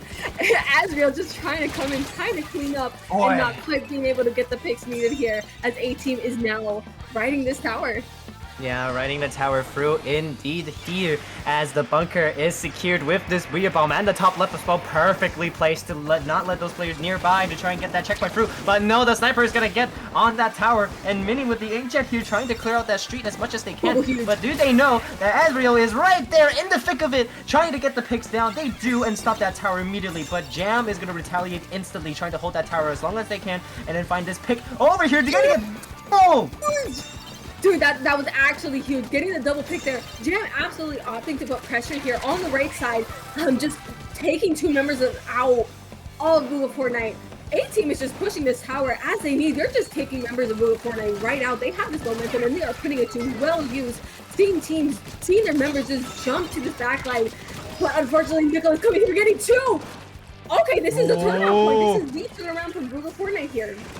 Yeah, Booga Fortnite is gonna be able to turn this around, and that aim is gonna be deployed, but the coming from behind now with the squad are getting 2, canceling the aim back as well, making no value use out of it. And now the machine in mid is trying to fend for their lives against that Zuka. That retake is already begun on the side of Booga Fortnite, but oh, unfortunately, that 2 down situation is gonna be bringing it into a hold. But Booga still has their machine in their alley. What is going on? Although the Booyah Bomb is shredded, they still had to let it off. That means there's more time. And 2 down on the side of Booga Fortnite. Trying to hold on to this defense, still unable to do so.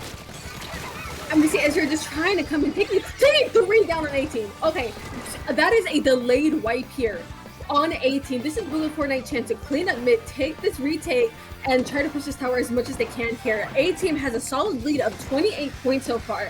So we need to see, moves. Oh, this roller came in at 3 hands. Whoa, First.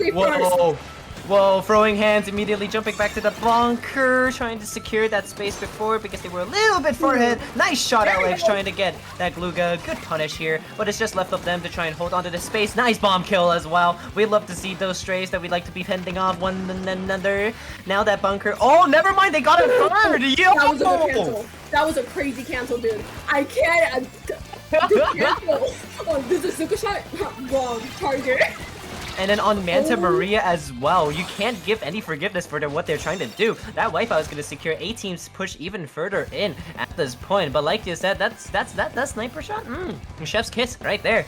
Perfectly done, as I like to say, because now that offense is starting with that bubble now holding onto that space. They're going to try and break through this third checkpoint, but I don't think they're going to be able to get there in time because 2 down on the side of Booga Fortnite actually has a little bit of favor here for them to push up.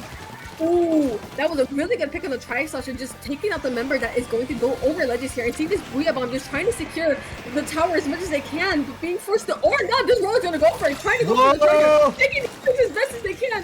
Not quite funny. This is an interesting fight. They do manage to get out of that. So Booga Fortnite now has their base recovered here.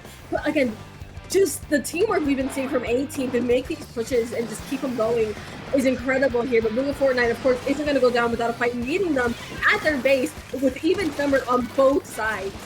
Yeah, even number 2, but that roller isn't letting them go, never letting them down quite easily as Asriel finds the second pick onto A-Team. bringing them down to an even situation right now, trying to retake their left little court area, getting that pick too. Nicely done, A-team here, holding onto that defense with 40 seconds on the clock. Book of Fortnite has to find something really huge here to be able to get to that 25 points near that third checkpoint, because as we know, that point is really hard to be pushing it, but A-team is going to be pushing that envelope, pushing that quota, and pushing that, you know, standard to try and keep pushing here. For sure, for sure. Seeing A-team though, considering their point lead, they can even play it a little bit safe if they wanted to.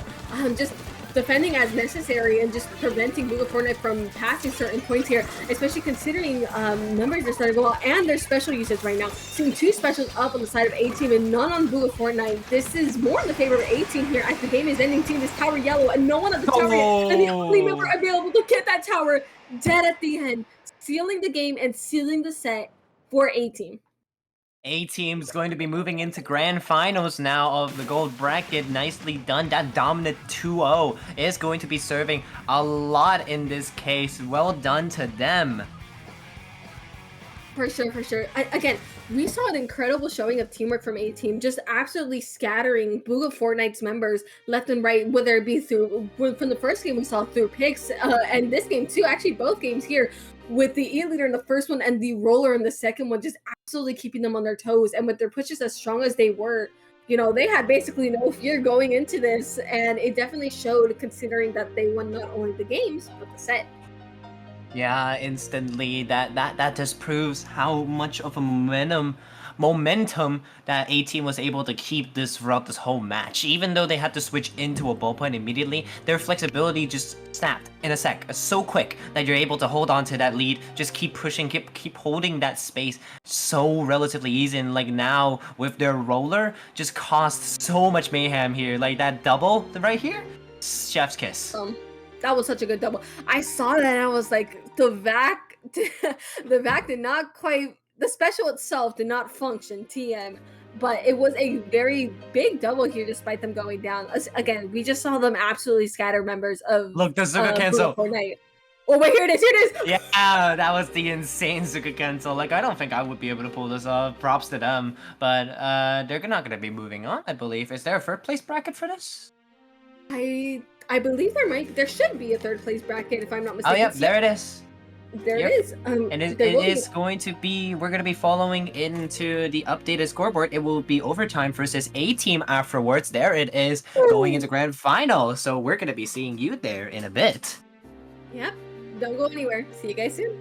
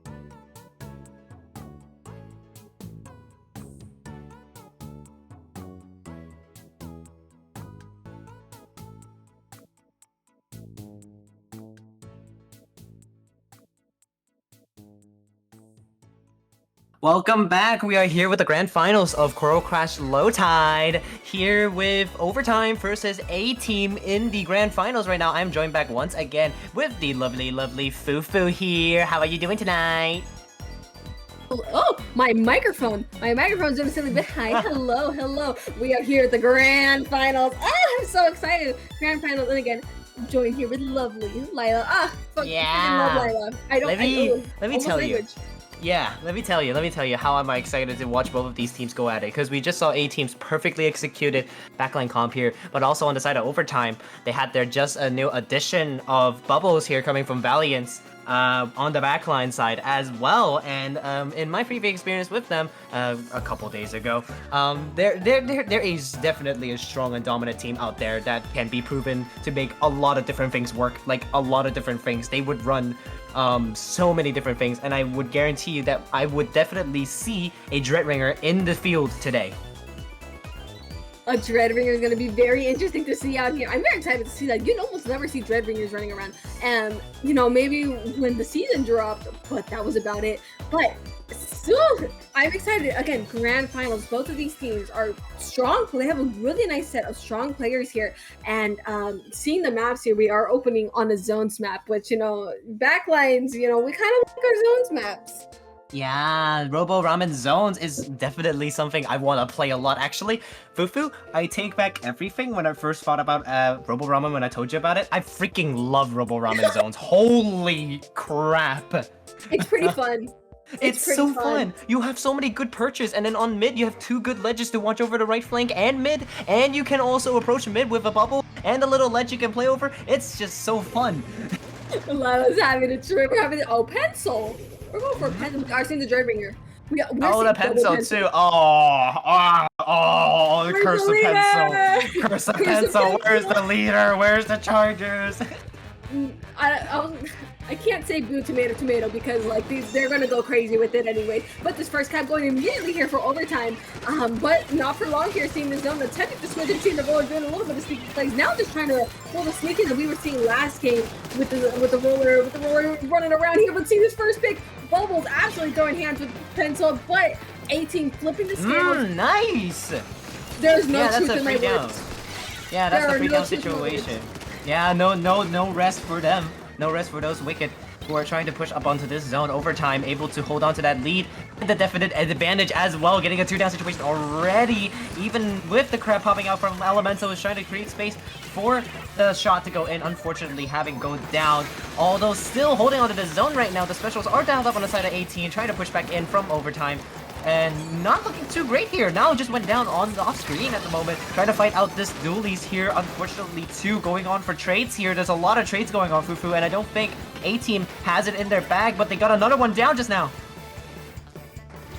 A Team might be able to cap the zone here, considering the picks are taken out. That is 2 down on Overtime already. Seeing this counter now be in the favor of A Team after the long hold that Overtime had. They do have to go past 32 points. They're seeing this Reef Slider. Almost killing someone here. But again, just A Team now having this nice hold over the zone, but it might not be so long. See the double pick from the Zilka. That huge double is going to be super useful for Overtime to try and push back in. That's the third pick Zook is going to be finding as well. Are they going to be able to catch out the 4th here of Mini? No, unfortunately, having to force out because they got hit just once.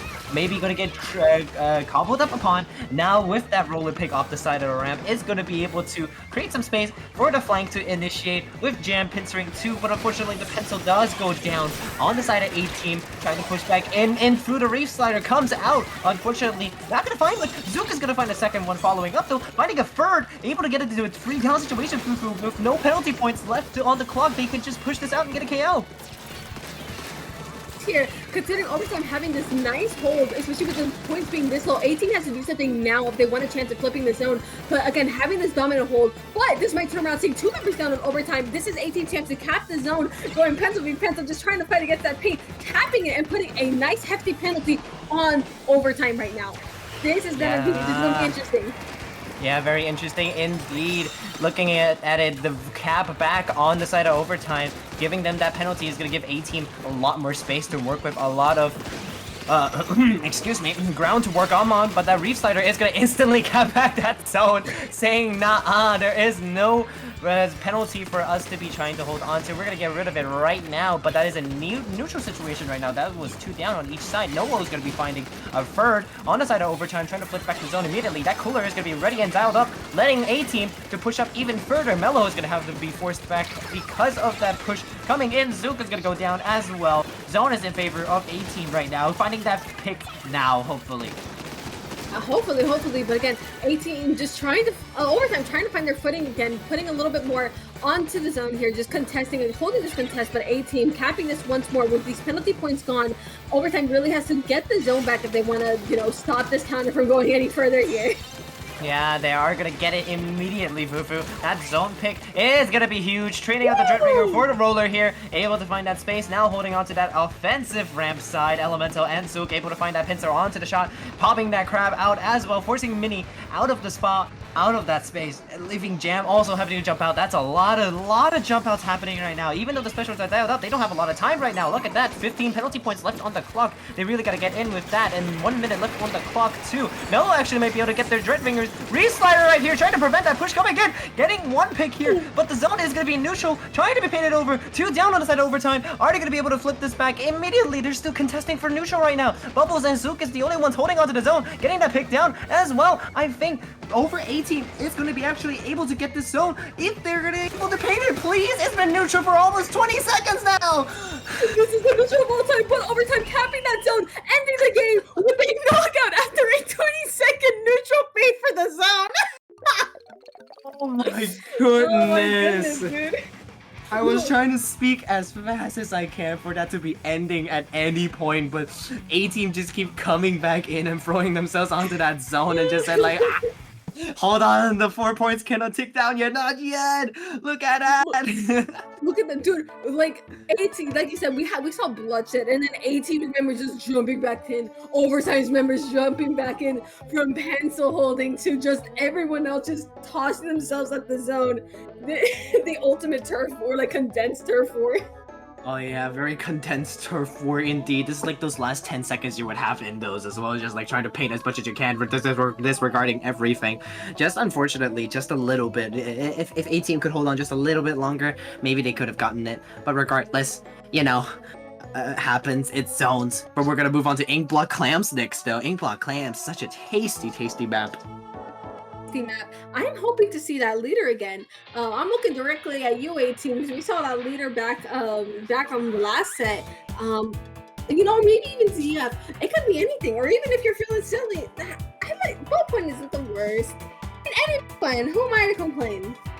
Yeah, I mean, I'm not complaining either. If Mimi will bring our charger to whip it out and then, dog on some people, you might just get some stray picks, get people out of the game, out of the picture real quick with just one tap, one shot. We're gonna love seeing those if it happens. But in my opinion, I would go for a ballpoint here. It would be a much safer play. The Inkjet plus the flexible paint that you get out of it is just much stronger as well. And if you do like maybe ballpoint nouveau, you can make an argument that the double mines on the ramp can be proven to be, much more strengthful, and the Ink Vag able to give your team some space going up that ramp as well. It's a win-win situation. Bias towards the Chargers actually on this map, considering if you can hold that mid, there's no middle point in. No, there's a middle. There's a middle point in Clams. My memory is failing me right now. Layla, do you remember? Yeah, I remember. There was no middle point. Okay, I take everything I said back. Ballpoint might be a play. I personally like playing leader in this map for the range advantage if you can, find a little silly spot. Yeah. But just an entire hold on mid. But I think you might be right. Oh, you might be cooking here with the ballpoint, in all honesty. But we're going to figure this out right now as they open up.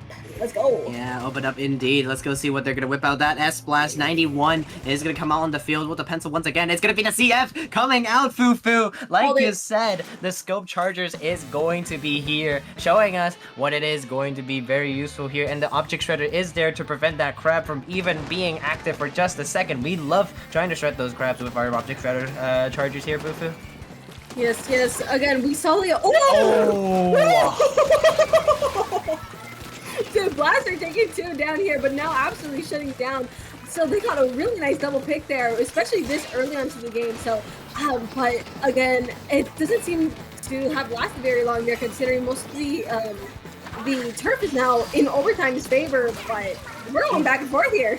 Yeah, now is backing up, making this very back and forth indeed for them. As Zook and Now is like the wild card for both of these teams. They could just go out of nowhere, getting these huge picks, and then just create these crazy openings. And each of them is just canceling each other out because they've been trying to go for each other's backsides, the sideway lines, every single thing that you can try and hold on to. But looking at it, Overtime is trying to hold on to that plat with 2 down situation on the side of 18. Even though they were not in the numbers advantage, they got a power climb in somehow, able to go for their first score within the first minute.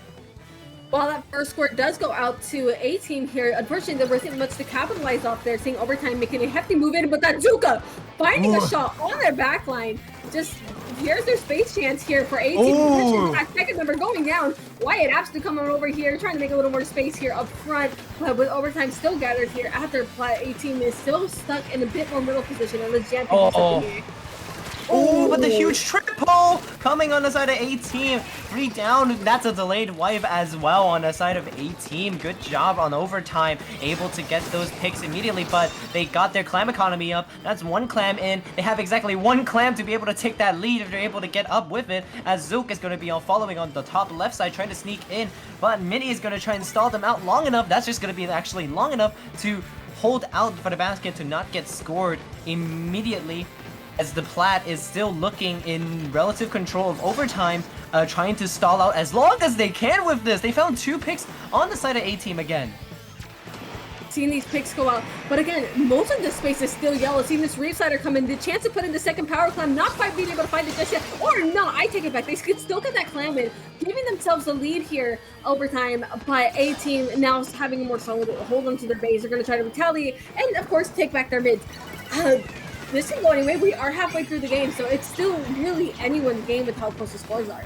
Definitely anyone's games here, as that Zuka is going to try and catch bubbles here on that pencil. Unfortunately, only getting that 1 small 52 chip onto their body, as now Elemental is going to get caught out by Wyatt trying to hold on to their crab tank. But unfortunately, that's going to be 2 power clams behind on the top of the side here, getting the wipeout as well. Unfortunately, getting that 1 power climb in does mean that it's going to be a lead because they tied it just now. But Overtime's going to retaliate quickly. They're already on their plat. They're already on their bats. Zook is causing mayhem already up there, but unfortunately getting caught out as soon as they try to go there. Unfortunately, the jump in coming from Mello is not going to be able to secure that dunk. 1 minute 45 here left on the clock. Overtime needs to find that lengthy push that they want if they're going to be able to hold on to the score. Overtime got a little bit too hasty with their attempt to retake their space here and try to make another push, and unfortunately did get punished right here, but A-Team's taking wonderful advantage. Wyatt taking a nice pick on the crowd, taking 2! This is perfect for A-Team. This is their chance. This power clam going in now. Oh wait, did we get a fire? No, no power. We have no ball. There's no ball. They have no ball. We are not balling, Fufu. A-Team is not balling yet, but they still have that 1-point lead. Overtime just still has to organize themselves just a little bit longer, and they'll be fine. Getting that trade out with the look at the leads as well as the roller. That's gonna be free down actually. A-Team. Mello has 6 clans. They just need 2 on the basket to be able to build a power, but don't die to that Zuka. You're gonna lose all of your clans if you do that. That they didn't do, but they find a Reslider and the power clan and taking back the lead with the ample clans coming from Bubbles to be able to score. Unfortunately, that's a wipeout on the side of Overtime immediately with 40 seconds left on the clock. Like you said, if they're too hasty on this push, A-Team as well could lose their ground immediately, and they seem like to be holding back just a little bit here. Yeah, they patiently, especially considering the amount of time, and 2, the lead that they still have to take back here. Having this power climb at the ready, both teams are seemingly preparing for both defense and offense respectively, but with that first member going down in Overtime from Charger, it seemed like a perfect opportunity for A-Team considering the bubble that just went in. This is perfect. Oh, this is huge! Free power clamps! Oh, that's the second power climb in! Are they gonna be able to get that third one in? Now it's gonna be here getting 1 pick, 2 picks, the bubble in, as well as the third. No, unfortunately, that is not gonna be the third power climb going into the basket. Like you said, that was huge for A-Team to be able to push that in. Overtime's gonna be on the side of Overtime right now, getting that first pick, initiating that push. Mello and Zook trying to find as much space as they can on that plat. 10 seconds left on the clock. They try to sneak up on the left. That's not gonna work. Mello with the Reslider trying to come in, getting that score down. That's gonna be it, but then still need 1. No! That's it. And that is it.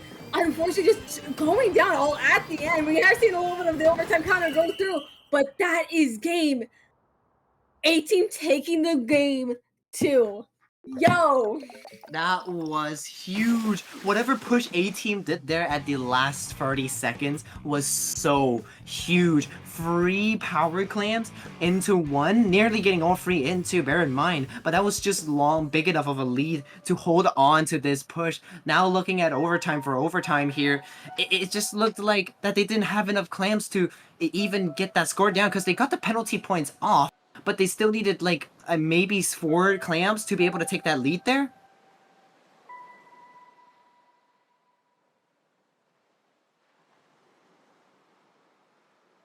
Even so, this push coming from A-Team was just huge. The bubble setup from Noah now is able to throw that clam in just in time. It's just the Reef Slider from Mellow catching out Jam, unable to throw that third one clam in that was supposedly going to be there. But you know, it is what it is for A-Team to be able to get that push, as well as waiting for Fufu's revival. We are going to be looking into Mako Mart Tower here on third game. Game free here. Welcome back, Fufu. we have returned from the depths. Excuse me, the depths have taken me by my legs and snagged me to the void. But it happens every once in a while. But like we are moving on to Mako Zone and the zones. Tower modes are so fun. My bias Mako is Tower. Your bias is here. More ZF Charger, baby. I want ZF or leader. I'm okay with either. I'm okay with either. Honestly, strikes are good on tower. Excuse me. I think it depends the weapons that are played by the other members, because sometimes it all depends. It's one or the other. You can have the range of the leader, or you can have the security of strikes from the charger.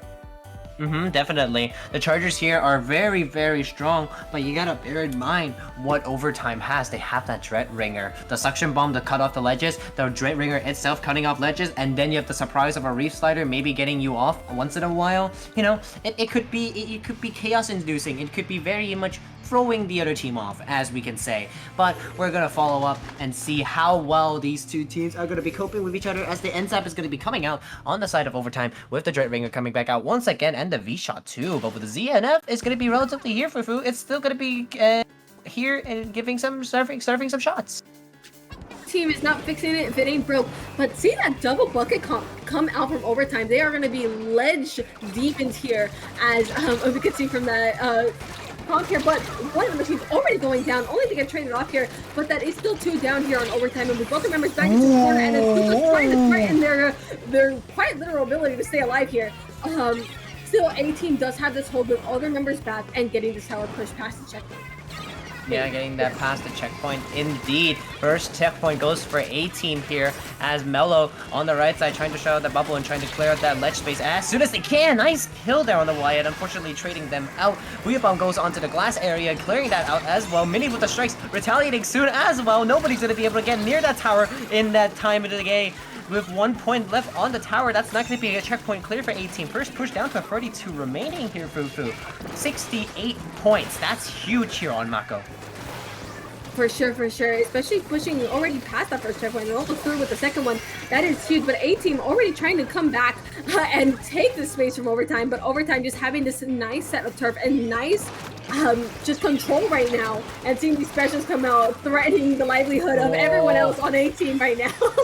Yeah, A-Team is being threatened so hard with the buckets, and the Ozukas coming out from their team, getting that first check cleared clean as day with the Re-Slider trying to trade out the roller, but unfortunately unable to do so. Bubbles going to be able to find that with the aerial denial of the Slosher, trying to push up to that checkpoint. And if they get through this checkpoint, that's going to be lead. They're going to be fighting really hard for that, as the checkpoint is there. 8 points left onto it to clear, but the Egg Strikes is going to deny it. And is Bubble going to be able to live through that right side massacre? Unfortunately, no. The tower is going to sit at 37, not clearing that checkpoint just yet, Fufu. But still, that is a wipeout here for A-Team, so their chance to push this tower possibly back to where they were is definitely going to be available here, seeing just all this cleanup going in. And Nezuko ready to go, trying to find a pick here. And whether they're gonna find it or not, not quite. But with both teams even, and especially still 2 specials up on 18 Team Strikes and Weavon, starting to get sent here to threaten members of Overtime. Things might definitely. be good here for 18. Yeah, definitely. A-Team is looking very bright on this push here, and the Reslider being forced to pop out. Oh, but the Charger camp onto the Reslider is just going to be something you have to consider when you're fighting against a Charger. But with A-Team's push here looking still relatively pretty strong, trading out teammates of Overtime here, that push is still looking very, very positive on the side of A-Team, but they're going to have to fail back just a little bit as Overtime is going to be retaking it a bit with the stack, and the Zukas on both teams are coming out, trying to find some picks, trying to find some kills, but unfortunately is not able to do so. Maybe cleared up some space, but right now, Overtime is still trying to hold on to this neutral, trying to hold on to this space as long as they can to try and push through that checkpoint. We are returning back to mid with a bit of a bloodshed here. That is now 2 down here on A-Team. Overtime having a bit more of a numbers advantage, but these strikes still up and ready here. From Mini, I think a nice pick as well. Opting to jump back and preserve their strikes.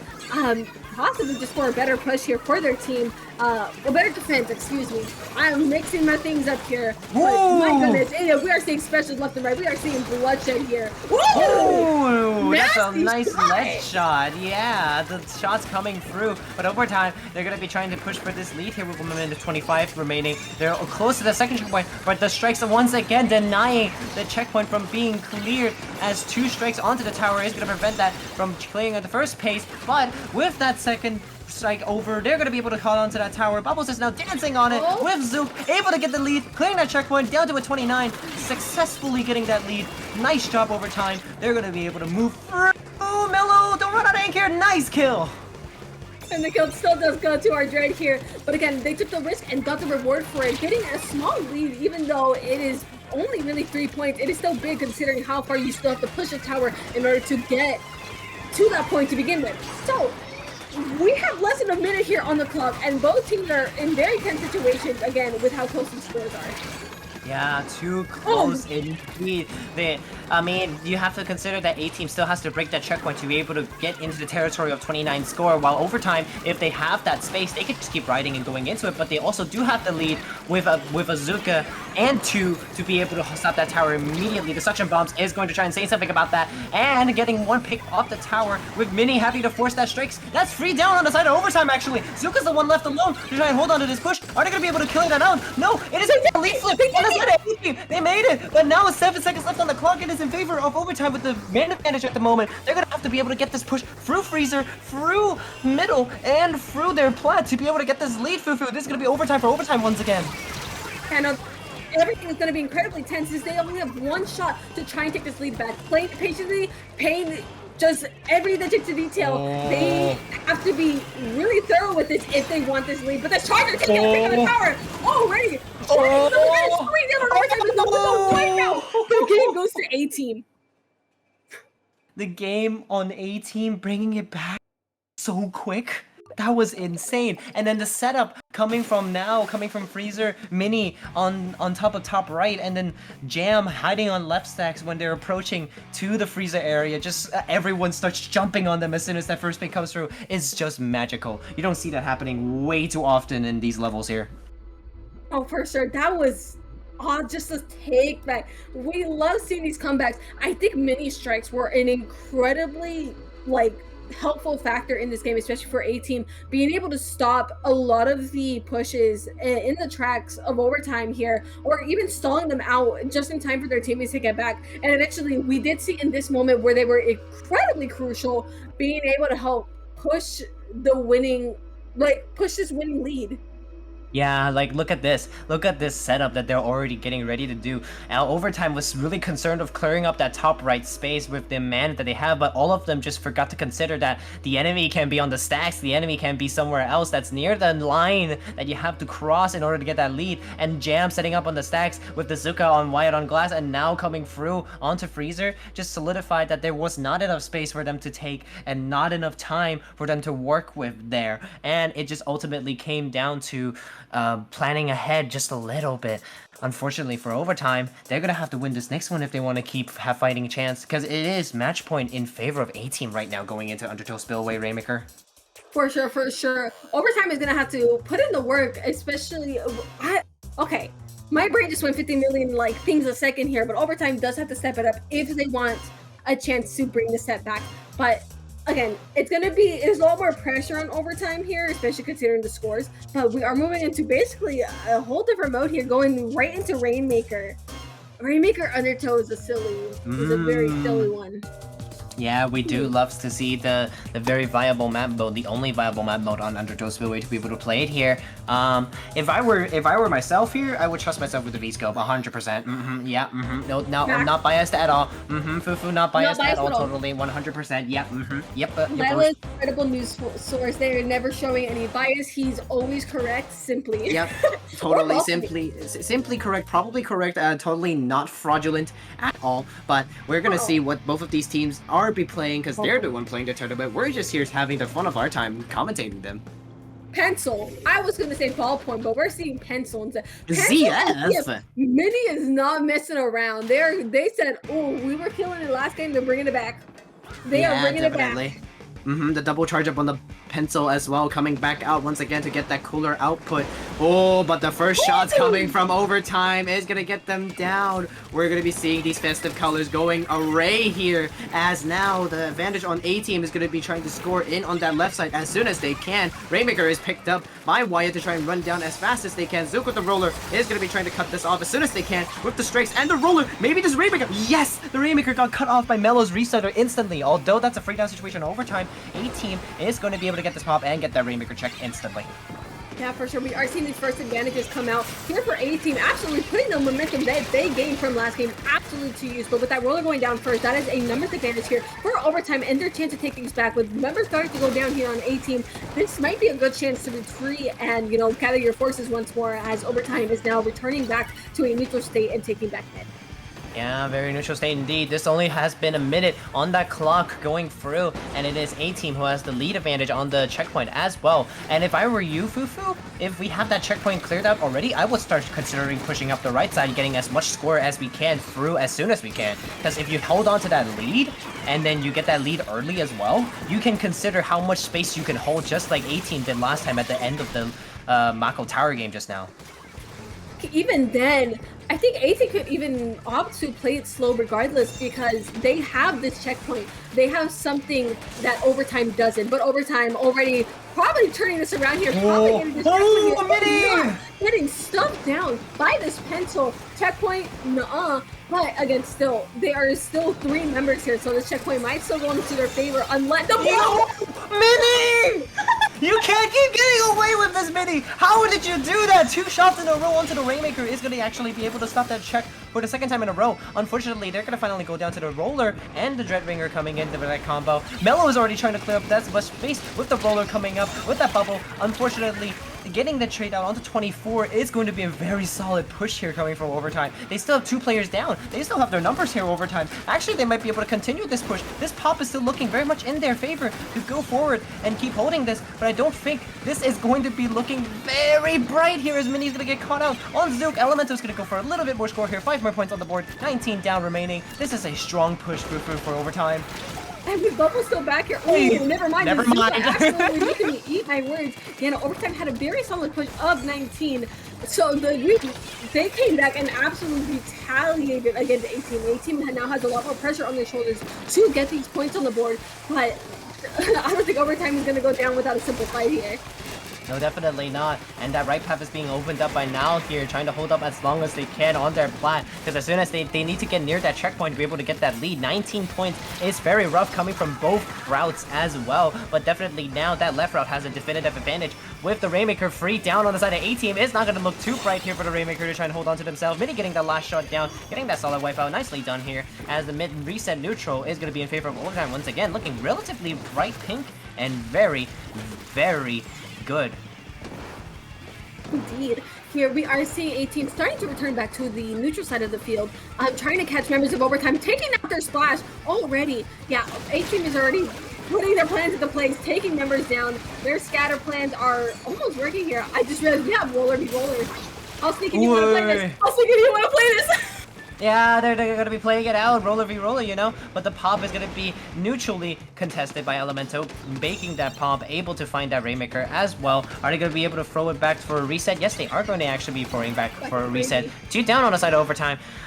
Maybe that play was not the best, but Zook is already in mid trying to cause some havoc after that Rainmaker pop inside of A-Team. Oh, getting that one pick on A-Team immediately. Wait, what is Now doing? What is Now doing? Now is gonna try and be flanking on their side of the map, but unfortunately is gonna unable to find that kill on Bubbles to try and shut them down. Now trying to do the second time now is going to be fighting that roller 1v1. Zook is going to take that definitive 1v1 win with a 2-man advantage on the side of overtime right now.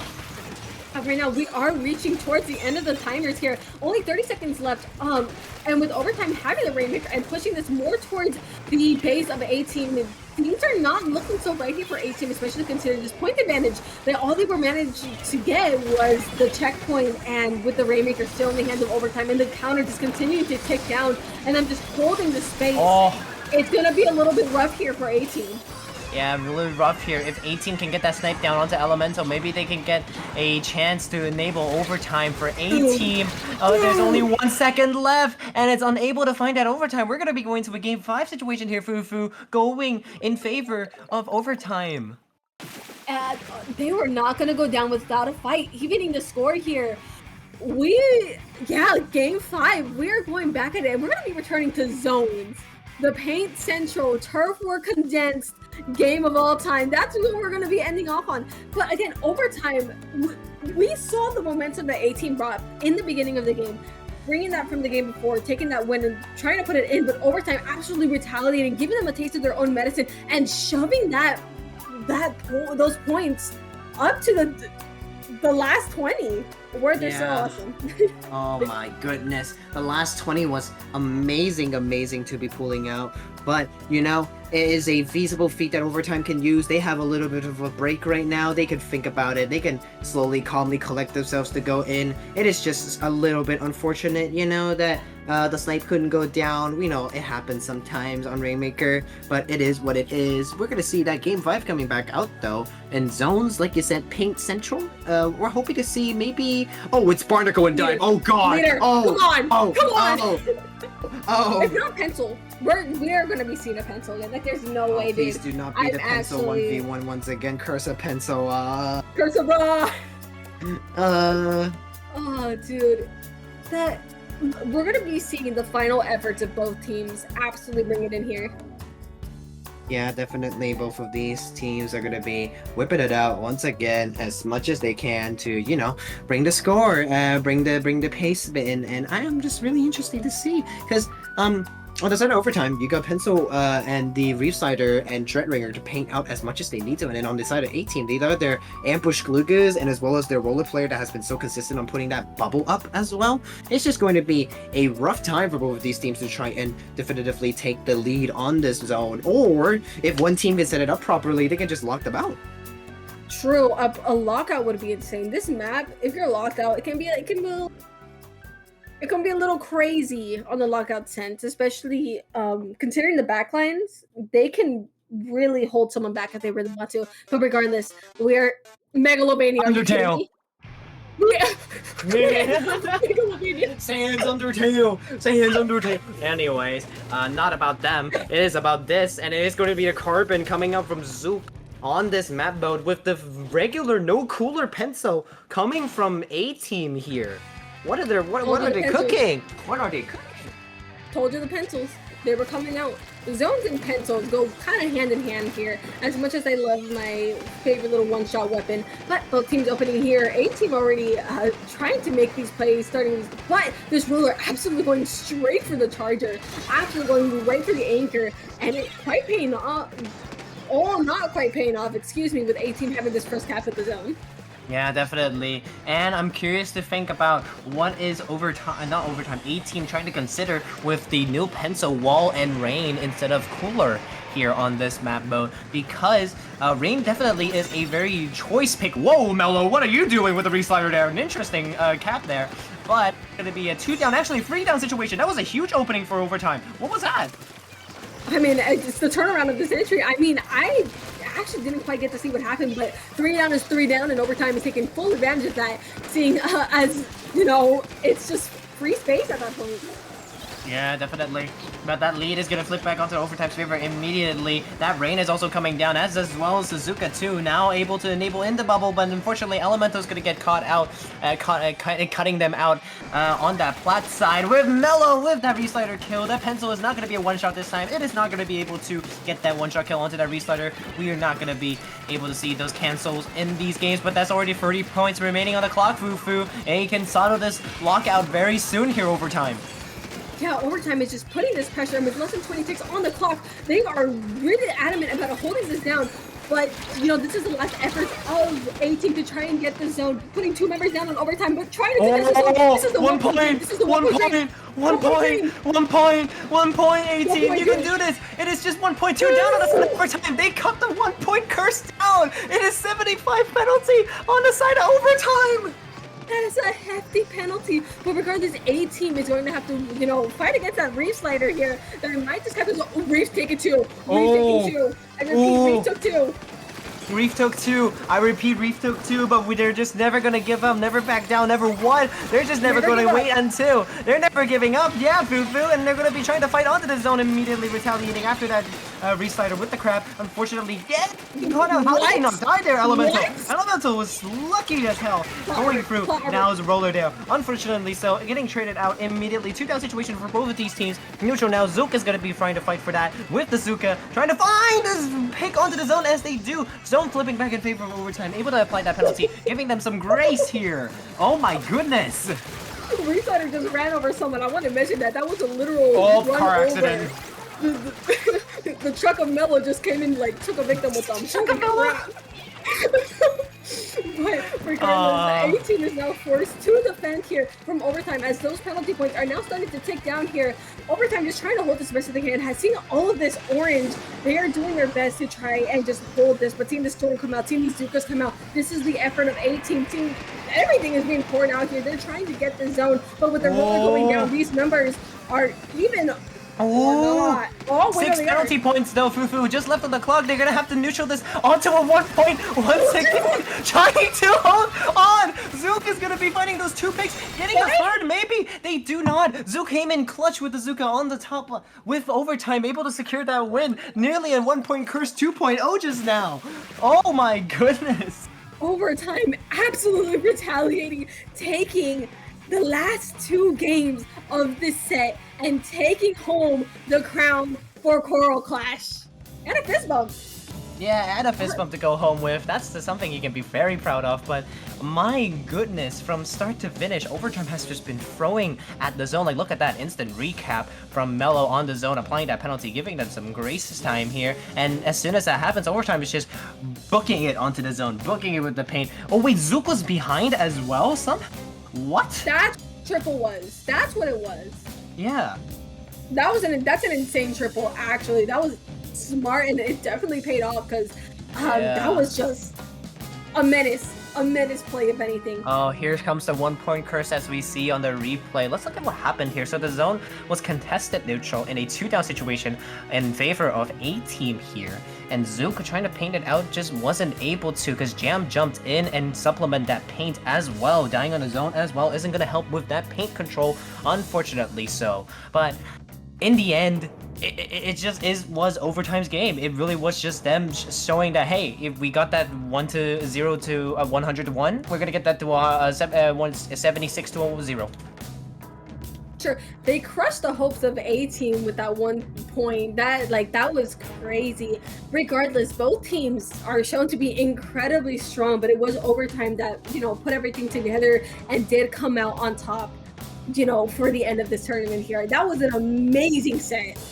Yeah, very amazing indeed. But congratulations to Overtime taking the crown on Coral Clash Low Tide tonight. That is your champions, and that will be the tournament concluded as well. And congratulations also to Manta Black in the silver bracket, aka I believe it was Splat GPT, taking the set as well. So congratulations to them. Very congratulations. Everyone did an amazing job today. just absolutely going crazy. But as you said, that does conclude today's Coral Clash here. I believe it is time for us to go. Yeah, time for us to go. But before we go, Fufu, where can the lovely people on Twitch chat can find you? The Twitch chat can find me at SplatFufu on Twitter or Blue Sky. I should be more active there, but I do a little bit of art shenanigans. Like, hey, look, you see the idols on the side? Hey, guess who drew those? Oh my god, who drew those? Wink wink. I don't know the Wow. artist, Fufu. Can you leave me wow. the Twitter handle again one more time for the artist who did it? At SplatFufu, we'll find it there, folks. But regardless, Lila, where can the good find you and your amazing content? My amazing content, wink wink totally. You can find me on Twitter, X, whatever you call it now, LilaRose VScope as well. Totally not Charger bias gameplay and takes over there too. But we will be concluding it here tonight. So thank you so much for tuning in to Coral Clash Low Tide. This has been Lila and Fufu, and we wish you all a good night. Actually, before that, we also want to thank Jorian for hosting it tonight for the stream. Big thanks for the production. Mwah. Good job. But have a good night, everyone. Thanks for tuning in.